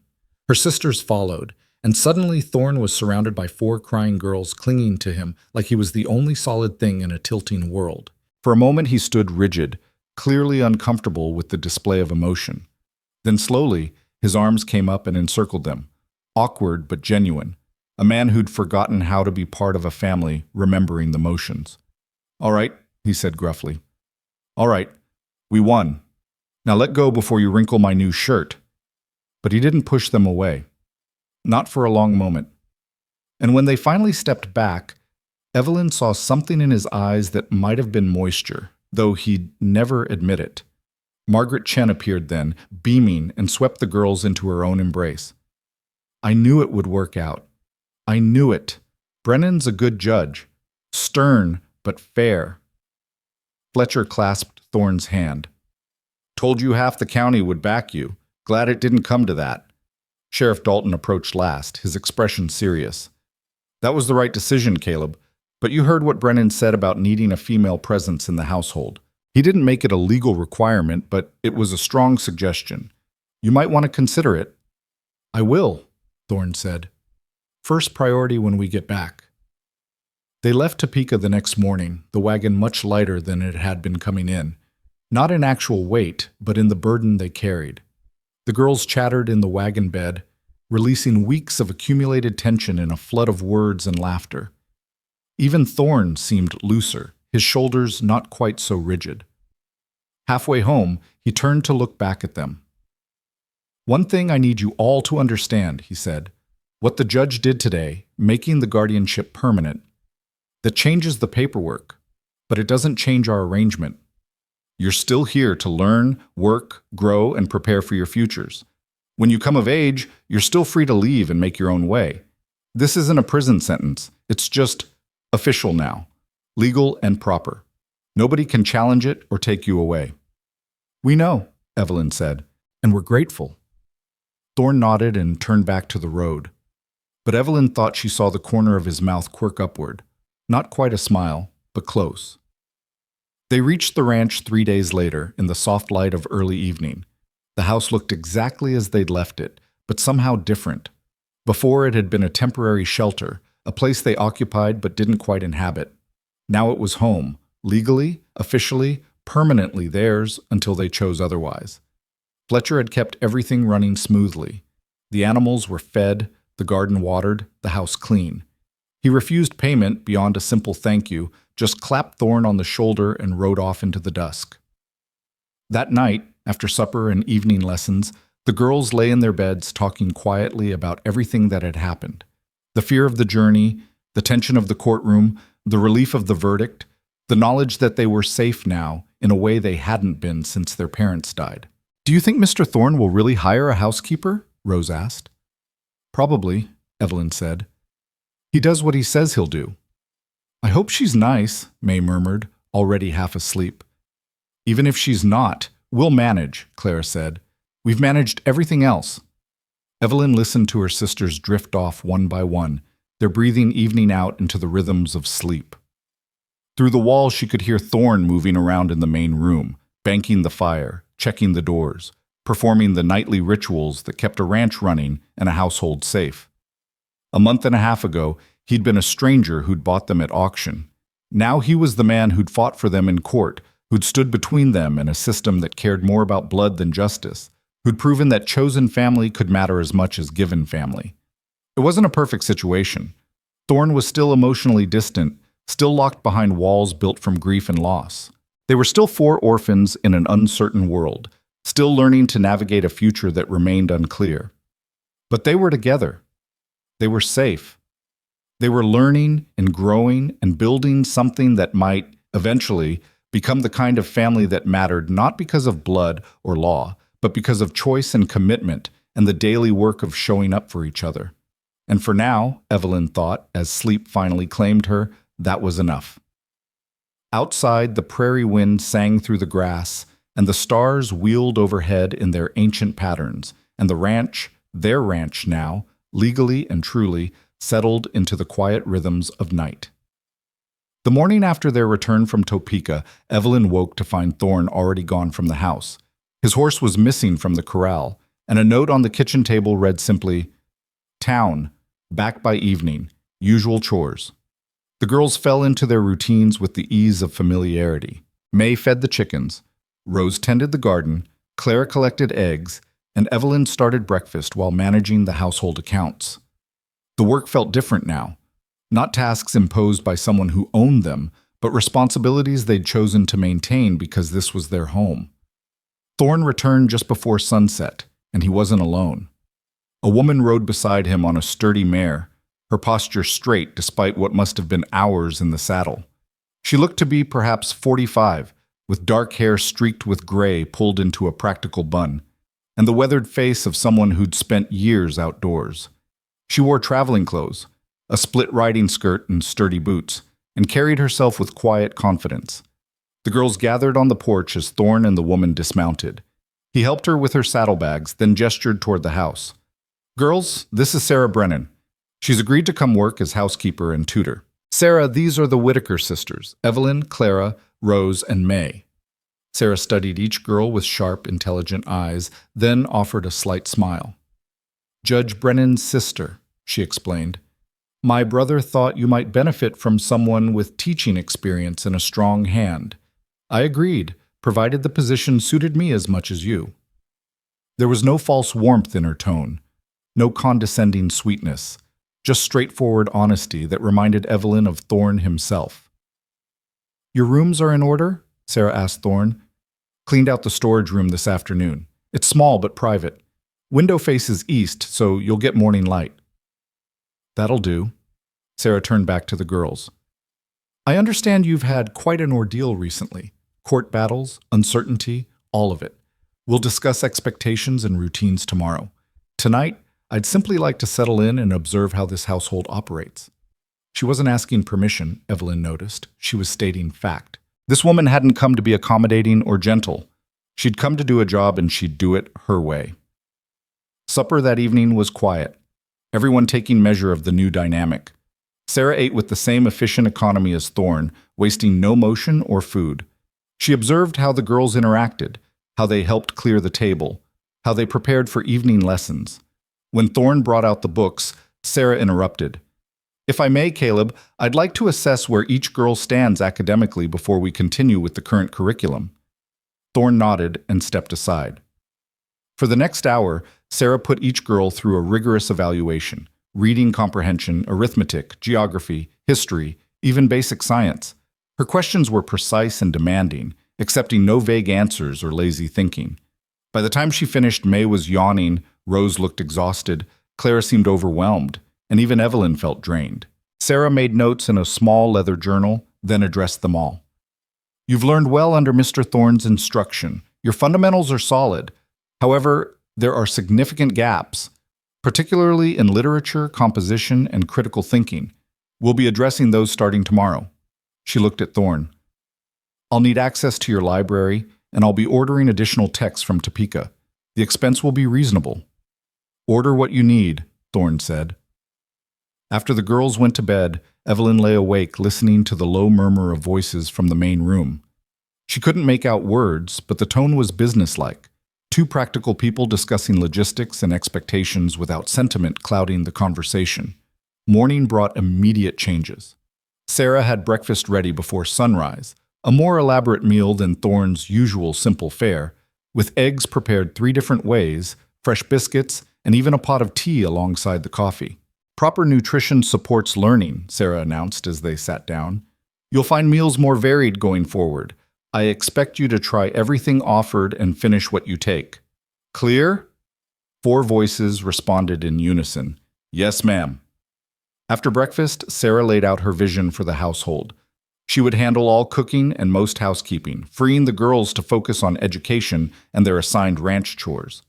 Academic instruction would occur in 2 sessions daily, 3 hours in the morning, 2 hours in the evening. The curriculum would be rigorous and comprehensive, preparing them for futures that extended well beyond ranch life. Education is freedom, Sarah said, her voice firm. Every skill you master, every concept you understand, every door of knowledge you open, these are things no one can take from you. Not circumstances, not men, not the law itself. Your minds are yours to cultivate. We'll be cultivating them thoroughly. The first morning session nearly broke them. Sarah pushed hard, accepting no half answers or lazy thinking. She made Clara rewrite a composition 3 times until the grammar and logic satisfied her standards. She had Rose work through arithmetic problems until the concepts clicked, refusing to move forward until understanding was genuine rather than memorized. She challenged Evelyn's assumptions about history and geography, forcing her to defend her positions with evidence rather than opinion. Even May wasn't spared. Sarah worked with her on reading using methods that were demanding but effective, breaking down words into component sounds and building them back up until May could sound out increasingly complex text. When the 3 hours ended, the girls stumbled outside for their ranch chores feeling like they'd been through combat. "She's mean," Rose muttered, yanking weeds from the garden with more force than necessary. "She's thorough," Evelyn corrected, though privately she agreed that Sarah's teaching style was brutal in its precision. Clara collected eggs with shaking hands, exhausted from the mental effort of the morning. "Mr. Thorne never pushed this hard." "Mr. Thorne was teaching survival skills," May said, surprising them all with her insight. "Miss Sarah is teaching thinking skills. They're different." Over the following weeks, they adapted to Sarah's demanding standards. The morning sessions remained grueling, but the girls began to feel their minds expanding in ways they'd never experienced. Sarah introduced them to literature beyond simple readers, actual novels and poetry that made them think about language and meaning. She taught them to write not just correctly, but persuasively, constructing arguments and defending positions. She brought science alive through experiments conducted in the kitchen, demonstrating principles of chemistry and physics through everyday phenomena. The evening sessions focused on practical applications, accounting more advanced than Thorne's basic ledger keeping, legal concepts that would help them navigate contracts and property rights, even basic medicine and first aid. "You're frontier women," Sarah told them one evening. "That means you need frontier competence, the ability to handle emergencies, manage resources, make decisions under pressure. Pretty manners and embroidery won't keep you alive out here. Knowledge and capability will." But Sarah's influence extended beyond academics. She also brought a woman's perspective to matters Thorne had carefully avoided. One afternoon, she gathered the girls for a frank discussion about their bodies, their futures, and the realities of being female in a world that often didn't value women's autonomy. "You'll face men who think they know better than you," Sarah said bluntly. "Men who'll try to limit your choices or make decisions on your behalf. The law will often side with them. Society will often reinforce them. Your best defense is competence so undeniable they can't dismiss you, and knowledge so comprehensive you can outthink them at every turn." Clara asked the question they'd all been wondering. "Is that what happened to you? Men trying to limit you?" Sarah's expression hardened slightly. "I was married once. My husband was a good man, but when he died, his family tried to take everything, the house, the land, even my personal belongings. They argued that as a widow without children, I had no claim to property that belonged to the family line. I fought them in court for 3 years. Won, eventually, but only because I'd educated myself in law and property rights. Then I sold everything and came west, where a woman's competence matters more than her marital status." She looked at each girl in turn. "Your situation is unusual. You've been given an opportunity most orphan girls never receive: real education, real skills, real preparation for independent futures. Don't waste it. Master everything I teach you, question everything that doesn't make sense, and prepare yourselves to fight for your own autonomy when the time comes." The lessons took on new urgency after that. The girls attacked their studies with renewed determination, understanding that Sarah wasn't just teaching them to read and calculate. She was arming them for battles they'd inevitably face. Summer arrived in full force, bringing long days of scorching heat and afternoon thunderstorms that turned the prairie green and wild. The ranch work intensified. Cattle needed moving to better pasture, fences needed constant repair. The garden demanded daily attention to keep producing through the heat. Thorne hired 2 temporary hands for the heavy summer work, a father and son team named Patrick and James McDougall, who'd come west from Illinois seeking ranch experience. They set up camp near the barn and worked dawn to dusk alongside Thorne, handling the tasks that required adult strength and skill. Sarah watched the arrangement with her usual sharp assessment, then announced new rules. You girls don't go to the barn or corrals without me present. You don't engage in extended conversations with the hired men. You're polite but distant. Understood? They seem nice enough, Rose ventured. Probably are, Sarah agreed. But you're young women living in an isolated location with men who aren't family.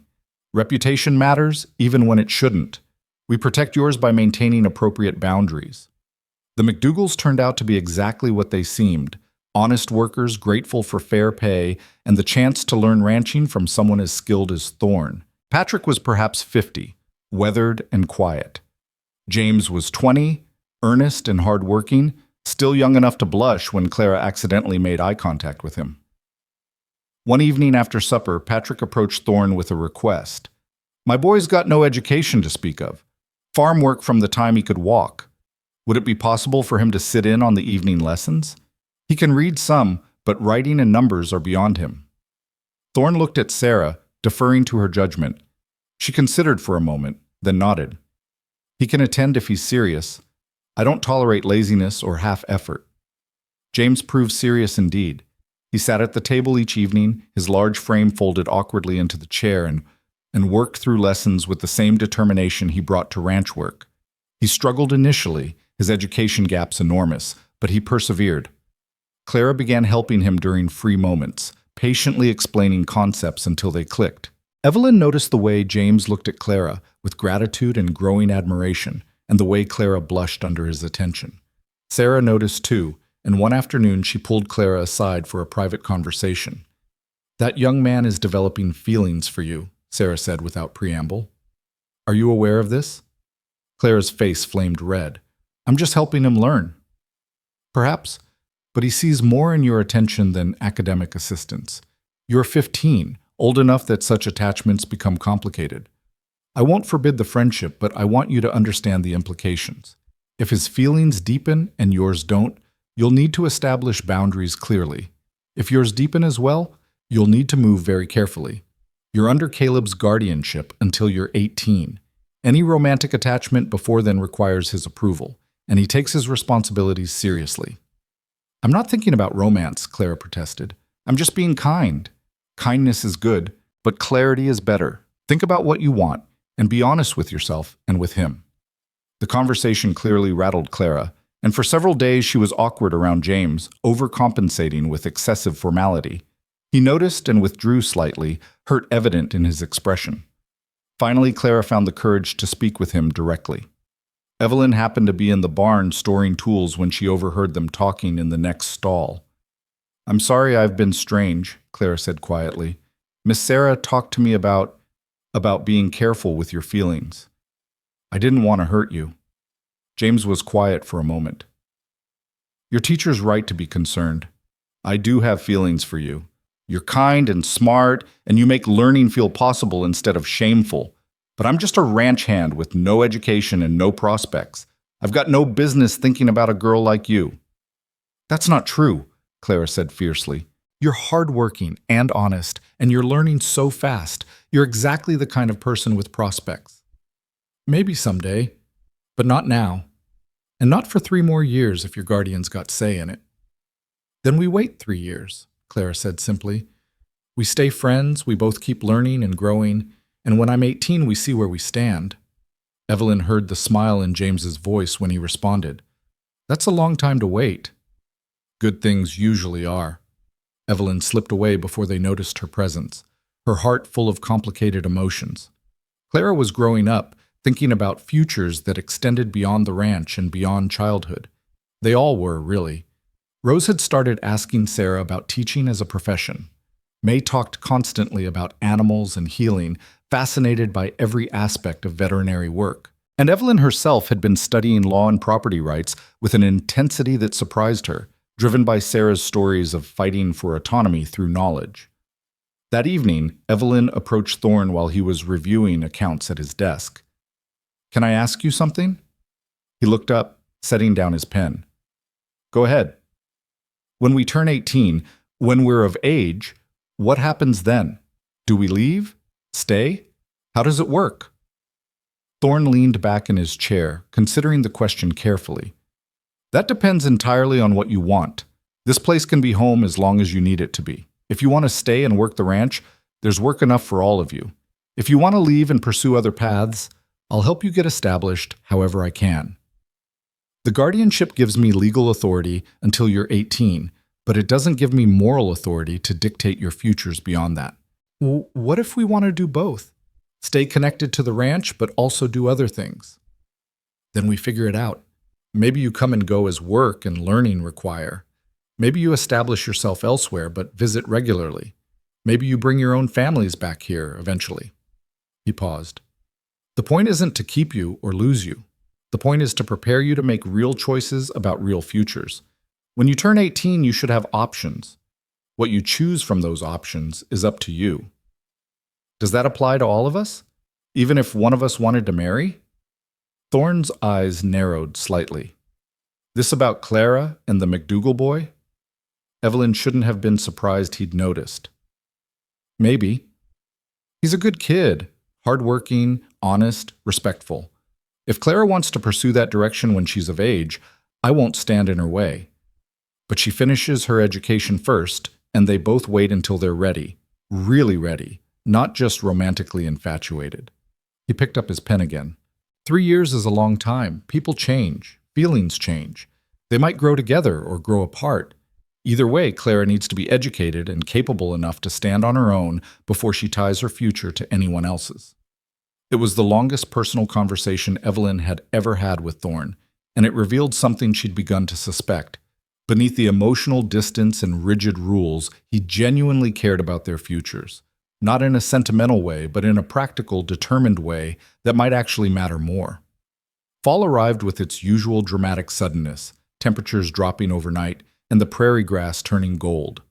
Harvest time meant long days of preserving food for winter, canning vegetables from the garden, smoking meat, drying herbs, storing root crops in the cellar.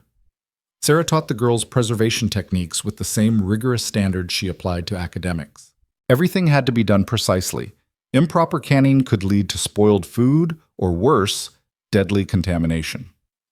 The girls learned to test seals, monitor temperatures, identify signs of spoilage. Winter survival depends on summer preparation, Sarah said, stirring a massive pot of tomatoes destined for canning. You can't improvise your way through a Kansas winter. You prepare or you suffer. The McDougals finished their seasonal contract in late September. Patrick moved on to another ranch, but James asked Thorne if he could stay on through winter in exchange for room, board, and continued evening lessons. Thorne considered it, then looked at Clara. What do you think? Clara blushed but met his eyes. I think he's a good worker who wants to improve himself. That seems worth supporting. Sarah? Thorne deferred to the housekeeper. The boy's serious about learning. I've seen plenty of students with far more advantages accomplish far less. If he's willing to work hard and maintain appropriate boundaries, I have no objection. James stayed. He moved into a small room in the barn, not comfortable but weatherproof and warm enough with a good stove. He worked alongside Thorne during the day and studied with fierce determination in the evenings, his writing improving, his arithmetic becoming solid, his understanding of the world expanding beyond the narrow confines of farm labor. And he and Clara maintained their careful friendship, respectful of boundaries, but clearly counting the years until those boundaries could shift. Winter came hard that year, with blizzards that buried the ranch under 3 feet of snow and temperatures that dropped so low the pump froze solid. The household contracted into itself, 5 people plus James, isolated by weather and distance, dependent on each other for survival and sanity. Sarah's preparations proved essential. The cellar stayed stocked with preserved food. The firewood Thorne and James had spent all fall cutting and splitting kept them warm. The animals survived in the barn, protected from the worst of the cold. The long winter evenings became something Evelyn would remember for the rest of her life. They'd gather around the fire after supper, Thorne mending tack, Sarah knitting, James studying, the girls reading or practicing their letters. Sometimes Sarah would read aloud from novels, real literature that transported them beyond the frozen prairie to distant places and different lives. Sometimes they'd discuss what they'd learned, debating ideas and perspectives. One particularly brutal night, when the wind howled like a living thing and snow piled against the windows, Sarah set aside her knitting and looked around the firelit room. "Do you know what you are?" she asked the girls. "What you're becoming?" They looked at her uncertainly. "You're educated women. Literate, numerate, capable of critical thought. In some parts of this country, that would be unremarkable. But out here, for orphan girls who were sold at auction less than a year ago, you're extraordinary. You're building futures that were supposed to be impossible." "We had help," Evelyn said quietly. "You had opportunity," Sarah corrected. "What you've done with that opportunity is your own achievement. Caleb gave you a chance. I've given you instruction. But you've done the work. You've pushed through difficulty, mastered challenging material, refused to accept limitations. That's not help. That's character." Thorne spoke up from his corner, surprising everyone. "When spring comes and the circuit judge makes his rounds, I'm filing formal adoption papers. If you're willing." The room went absolutely silent. Even the wind seemed to pause. "Adoption?" Evelyn whispered. "Guardianship ends when you turn 18, Thorne explained, his voice characteristically blunt. "Adoption is permanent. Legal family, not just legal responsibility. It means you'd have claim to the ranch if something happened to me. It means your children would be my grandchildren in the eyes of the law. It means we stop pretending this is temporary and acknowledge what it's become." He looked uncomfortable with the emotion in the room, but he pressed forward. "I'm not trying to replace your parents. Can't do that and wouldn't try.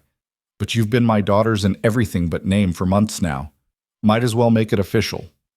May burst into tears and launched herself at Thorne, wrapping her small arms around his neck. He caught her awkwardly, his expression somewhere between panic and tenderness. One by one, the other girls joined her, until Thorne was surrounded by crying, laughing daughters who'd been strangers less than a year ago. Sarah watched with satisfaction, her knitting clicking steadily. "Well, that's settled then."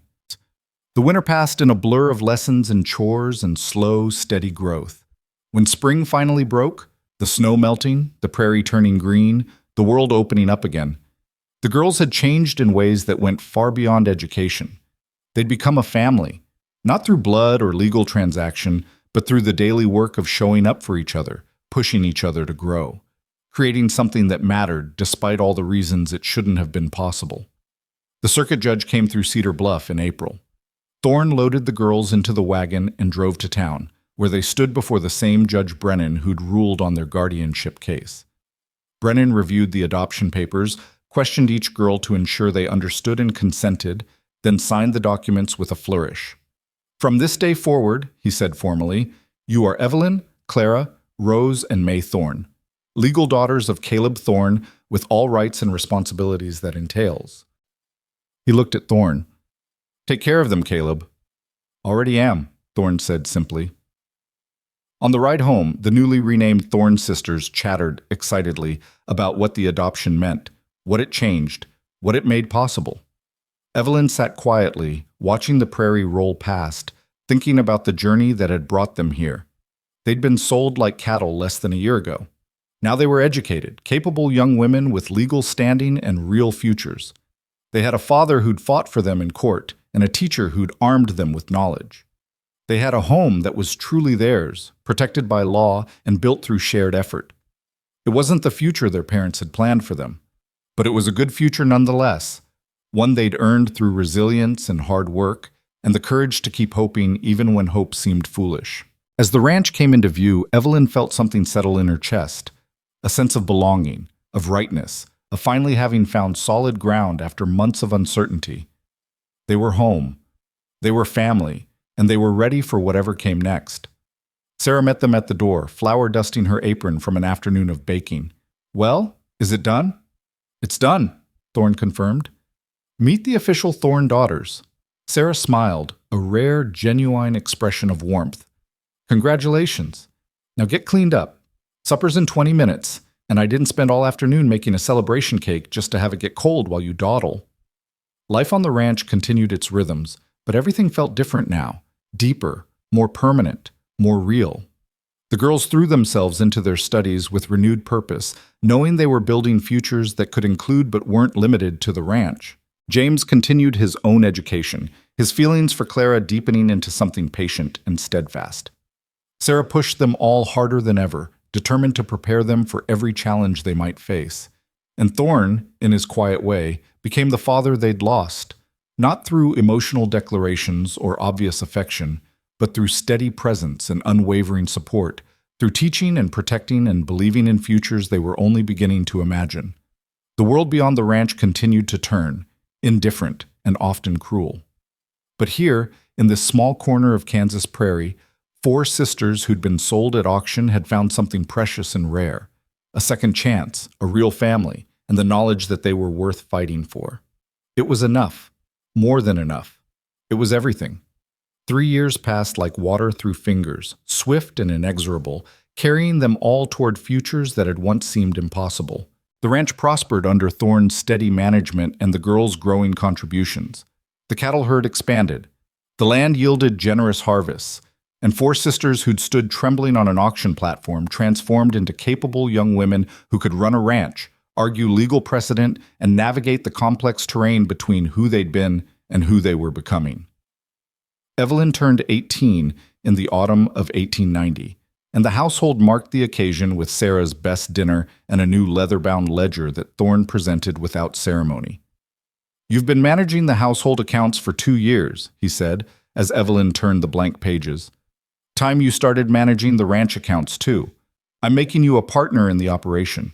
20% share to start, increasing to equal ownership when I'm gone." Evelyn stared at him, the ledger heavy in her hands. "I don't understand. Why would you—" "Because you've earned it. Because this ranch wouldn't function without your work. Because partnership is fairer than inheritance, and I prefer fair to sentimental." He returned to his supper as if he hadn't just altered the entire trajectory of her future. "We'll file the papers in town this week." Sarah caught Evelyn's eye across the table and nodded approval. Clara beamed. Rose looked proud. May clapped her hands with delight, and Evelyn felt the weight of real responsibility settle across her shoulders, not the burden of ownership thrust upon her, but the dignity of recognition freely given.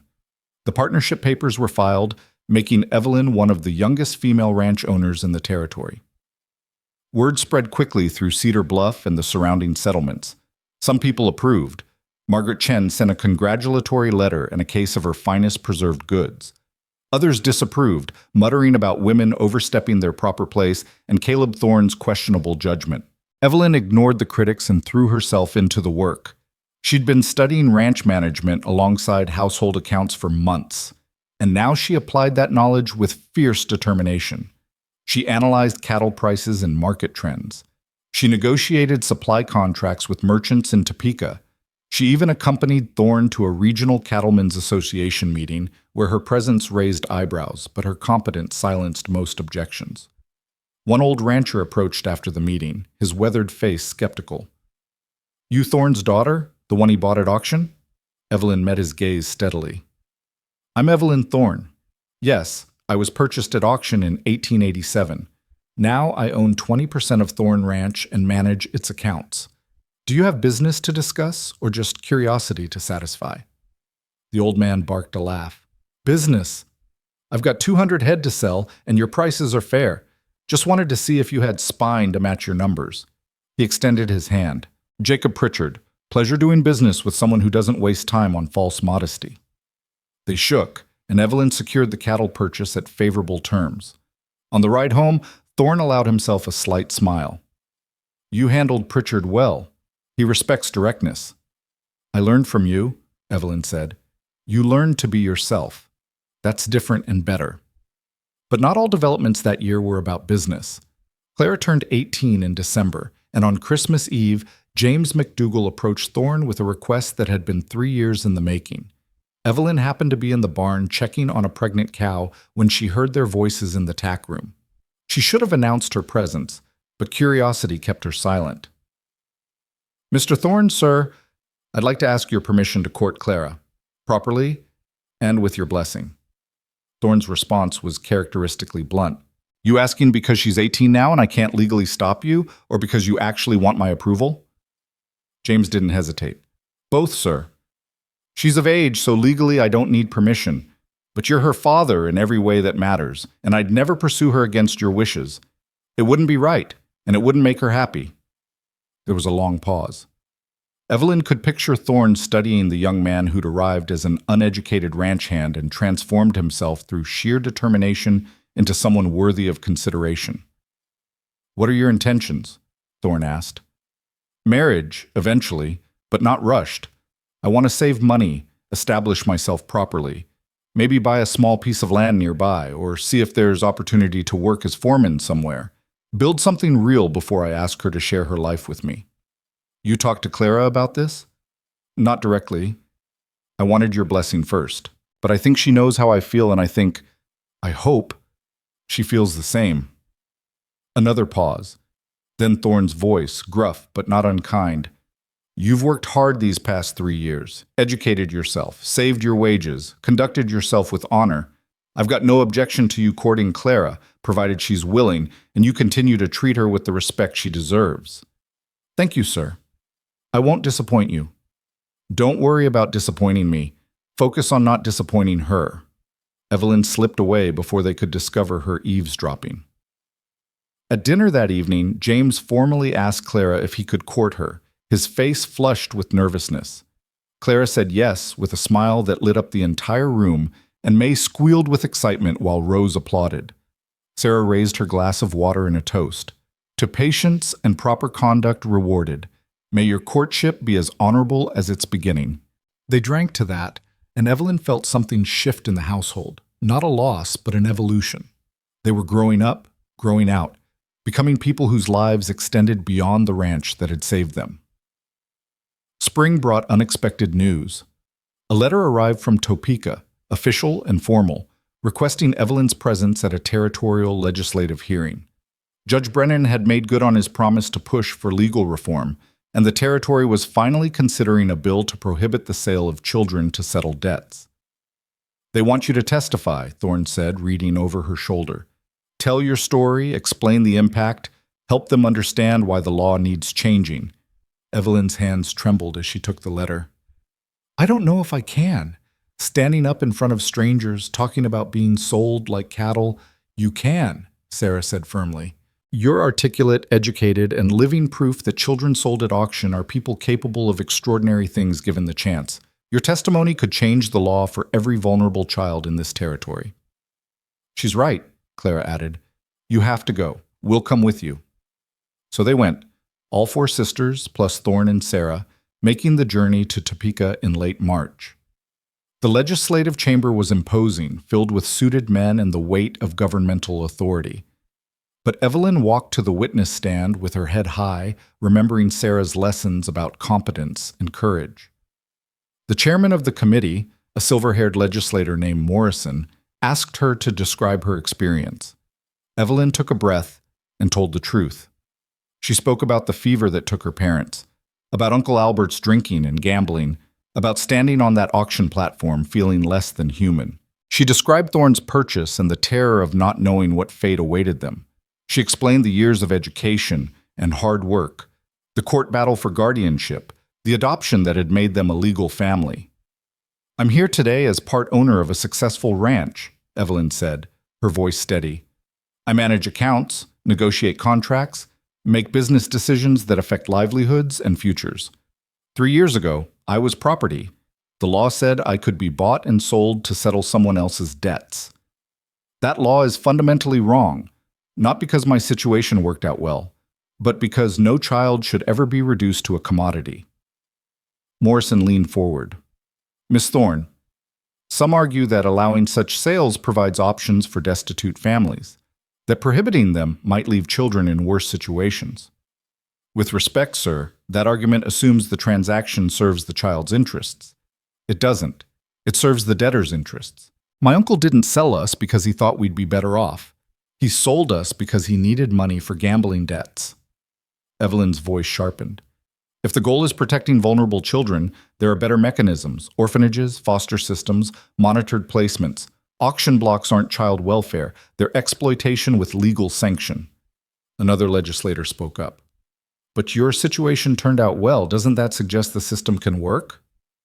My situation turned out well because of Caleb Thorne's character, not because of the system. I was extraordinarily lucky, but law shouldn't depend on children being lucky. It should protect them whether they're lucky or not. She paused, gathering her thoughts. The day I was sold, there were other children on that platform too. Younger ones, bought by men whose intentions I can only hope were honorable. I don't know what happened to them. I don't know if they were lucky. But I know they deserved better than being sold like livestock, and so does every child who might face that platform in the future. The testimony lasted 2 hours, with legislators asking questions that ranged from genuinely curious to actively hostile. Evelyn answered them all with the same careful honesty, refusing to be rattled or defensive. When it finally ended, Morrison thanked her for her time and courage. In the gallery, her sisters stood and applauded. Thorne nodded approval. Sarah's expression showed fierce pride. The bill passed 3 weeks later, prohibiting the sale of children to settle debts throughout the Kansas territory. Judge Brennan sent a personal letter to Evelyn, acknowledging that her testimony had been pivotal in swaying uncertain legislators. "You changed the law," the judge wrote. "No child in this territory will ever stand on an auction block again because you had the courage to tell your truth. That's legacy worth having." Evelyn kept the letter in her desk drawer, taking it out on difficult days to remind herself that suffering could be transformed into purpose, that the worst experiences could become the foundation for meaningful change. Summer arrived with its usual heat and intensity, bringing decisions that would shape all their futures. Rose announced her intention to attend the new territorial normal school in Emporia, training to become a teacher. She'd been accepted on full scholarship based on Sarah's recommendation and her own exceptional academic record. "I want to teach girls like us," Rose explained at dinner. "Girls who've been told they're not smart enough or capable enough. I want to show them they're wrong." Thorne pledged to cover her expenses beyond the scholarship. "Education's an investment that pays returns for a lifetime. You go, learn, become the teacher you're meant to be." May, now 13 and showing remarkable aptitude with animals, had been apprenticing with the veterinarian in Cedar Bluff whenever possible. Dr. Harrison had pronounced her a natural and offered to take her on as a formal apprentice when she turned 14. "There's only a handful of women veterinarians in the whole country," Sarah warned. "You'll face resistance and skepticism at every turn." May's expression was pure determination. "Then I'll be so good they can't ignore me, just like Evelyn with the ranch accounts." Clara and James continued their careful courtship, spending supervised time together and building a foundation of genuine friendship alongside romantic affection. Thorne had offered James the foreman position on the ranch, with wages that would allow him to save toward buying his own land. James had accepted gratefully, understanding that Thorne was giving him the means to build a future worthy of Clara. As fall approached and the girls' lives began diverging toward their individual paths, Evelyn felt both pride and melancholy. They'd come so far together. Now they were becoming separate people with separate dreams, and that was right and necessary, but it meant the household that had saved them would never be quite the same.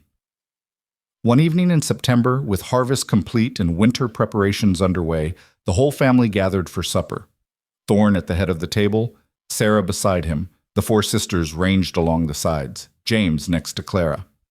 They'd done this countless times over the past 3 years, but tonight felt different, weighted with the awareness that this configuration wouldn't last much longer. Thorne seemed to sense it too. After the meal, instead of immediately beginning evening activities, he remained seated and cleared his throat awkwardly. "Got something to say to all of you. Been thinking about it for a while, and tonight seems the right time." He looked at each person in turn. 3.5 years ago, I bought 4 girls at an auction because I was angry at injustice and couldn't stand aside while the world broke something else. I didn't plan to build a family, didn't think I was capable of it after losing Mary and Emma, but that's what happened anyway. He paused, clearly uncomfortable with the emotion in the room, but pushing forward. "You're all going different directions now. Rose to teaching school, May to veterinary work, Clara toward marriage and her own household eventually, Evelyn to bigger things than this ranch can contain. That's exactly right. That's what I wanted, to prepare you for real choices, real futures. But I want you to understand something. This place, this ranch, this table, this family, It's yours for as long as you want it. You can leave and come back. You can bring your own families here. You can make this your home base while you build other homes elsewhere. However you need it to work, we'll make it work." His voice roughened slightly. "You're my daughters, not because of some legal paper or some transaction, but because you've made yourselves part of my life in ways I didn't know I needed. So you go chase your dreams and build your futures, but remember you've got a place here. Always." May burst into tears. Rose followed. Even Evelyn felt her eyes burn with emotion she usually kept controlled. Clara reached across the table to grip her sister's hands, and James looked away politely, giving the family their moment. Sarah stood and began clearing dishes, her usual brisk efficiency gentled slightly. "Well, that's settled. Now, I believe there's pie in the kitchen, and it won't eat itself." The moment passed into normalcy, but its weight remained. They were family, chosen and built, not given or inherited, and all the more precious for having been constructed through deliberate effort rather than biological accident. October brought the territorial fair to Topeka, and the entire household made the trip. It was part celebration, part business. Thorne had cattle to show, Evelyn had contacts to maintain, and the girls wanted to see the wider world beyond their corner of Kansas. The fairground sprawled across acres of land filled with livestock exhibitions, agricultural displays, contests of skill and craft. People from across the territory gathered to trade, compete, and socialize. The Thorne family moved through the crowds together, drawing occasional curious looks, a rancher and his 4 adopted daughters, one of them his business partner, all of them clearly competent and confident. At the women's pavilion, Evelyn encountered a group of women discussing property rights and legal reform.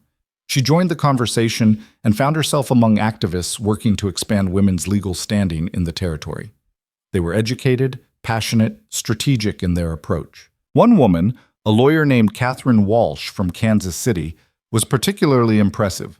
She spoke about recent victories in property law, ongoing battles for suffrage, and the need for women in business and government to support each other. "We need more women like you," Catherine said after hearing Evelyn's story. "Women who can demonstrate competence in male-dominated fields. Would you consider joining our association? We meet quarterly in Topeka to strategize and support each other's efforts." Evelyn agreed immediately. This was connection to something larger than the ranch, larger than her individual success. This was participation in the work of changing systems that limited women's opportunities. At the livestock exhibition, Thorne's cattle won multiple ribbons, validating years of careful breeding and management. The prize money was substantial, and Thorne split it evenly with Evelyn according to their partnership agreement. "What are you going to do with your share?" he asked, as they walked back through the fairgrounds. "Invest in expansion," Evelyn said. "Buy breeding stock, improve our herd quality, and donate some to the Women's Legal Association. They do important work." Thorne nodded approval. "Your money, your choice, both seem sound." That evening, they attended a dance held in one of the large exhibition halls. It was the first real social event the girls had attended as adults, and Evelyn watched her sisters come alive in ways the ranch didn't allow. Clara danced with James, their movements careful and proper, but their happiness evident. Rose charmed several young teachers from Emporia, discussing pedagogy and educational philosophy. Even May found a group of girls her own age and disappeared into giggling conversation. Evelyn stood at the edge of the dance floor, watching it all with satisfaction. They'd come so far. They'd become so much. A voice beside her said, "You're Evelyn Thorne? The one who testified before the legislature?" She turned to find a young journalist, notebook in hand, looking at her with professional interest. "I am. Why?" "I'm writing a series about women changing the territory. Your story seems relevant. Would you be willing to be interviewed?" Evelyn considered, then agreed. The interview took place the next morning over coffee, and the journalist, a sharp young woman named Rebecca Foster, asked insightful questions about the auction, the court case, the legislative testimony, and Evelyn's current work as a ranch partner.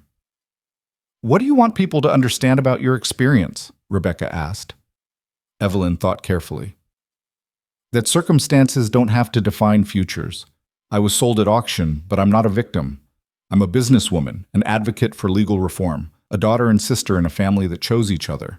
The worst day of my life became the beginning of something I couldn't have imagined." She paused. And I want people to understand that the law matters. It can protect or it can harm, but it's not neutral. When the law allows children to be sold, it harms them. Changing that law protects children who haven't even been born yet. That's power worth wielding. The article ran in newspapers across the territory 2 weeks later, accompanied by a photograph of Evelyn standing in front of the ranch house. The headline read, "From Auction Block to Business Partner, How One Woman Changed Kansas Law." Response was immediate and divided. Some people sent letters of support and admiration. Others sent criticism and condemnation, claiming Evelyn was overstepping her place or exploiting her situation for attention. Margaret Chen forwarded the supportive letters to the ranch. Sarah threw the critical ones directly into the fire. "Never waste energy on people who criticize you for refusing to stay small," Sarah said. "Their discomfort is their problem, not yours." Winter came early that year, with the first snow falling in November. Rose left for normal school in Emporia, tears streaming down her face as she hugged each family member goodbye. May started her formal apprenticeship with Dr. Harrison, coming home each evening with stories about animals she'd helped treat. Clara and James continued building their relationship with patient intentionality, discussing futures they were slowly planning together. And Evelyn threw herself into ranch work and advocacy, dividing her time between managing the cattle operation and attending women's association meetings in Topeka. She was building something larger than herself, a network of capable women supporting each other, pushing boundaries, expanding what was possible for the next generation. Christmas that year was bittersweet. Rose came home from school full of stories about teaching methods and classroom management. May had saved a lamb's life through careful nursing and Dr. Harrison's guidance. Clara and James announced their engagement, planning a wedding for the following summer after James had saved enough to buy 20 acres adjacent to Thorn land. Thorn gave Clara a plot of that land as a wedding gift, ensuring she and James would always be nearby. "Family stays close," he said gruffly. "This way you build your own household, but we're still neighbors." As the year turned toward 1891, Evelyn found herself reflecting on the journey that had brought them all here. 4 years ago, she'd stood on an auction platform believing her life was over. Now she was a ranch partner, a legal reform advocate, a woman with agency and purpose and the ability to shape her own future. Her sisters were thriving, Rose training to teach, May learning veterinary medicine, Clara building a marriage based on mutual respect and shared values. They'd all transformed themselves from victims of circumstance into architects of their own lives. And Caleb Thorne, the man who'd bought them in a moment of righteous anger, had become the father who'd given them the tools to build futures he'd never try to control. One spring morning, Evelyn found Thorne standing by the corral, watching the sunrise paint the prairie gold and green. She joined him in comfortable silence, and after a while he spoke. "Judge Brennan wrote me, says the law we helped change is being considered by other territories. Colorado's looking at it, Montana too. What you started might spread beyond Kansas." "We started it together," Evelyn corrected. "You bought us instead of letting us be separated. Judge Brennan ruled in our favor. I just told our truth." "You did more than tell truth. You changed minds. Changed law, changed futures for children you'll never meet." He paused. "I'm proud of you, of all of you. Proud of what you've become, and what you'll become next." It was perhaps the most emotionally direct thing he'd ever said to her. Evelyn felt tears prick her eyes. "We couldn't have become any of it without you. Without you seeing us as people worth saving instead of property worth owning." Thorne shook his head. "I just gave you opportunity. You did the hard work of becoming yourselves." They stood together watching the sunrise, and Evelyn thought about all the sunrises they'd seen from this spot over the past 4 years.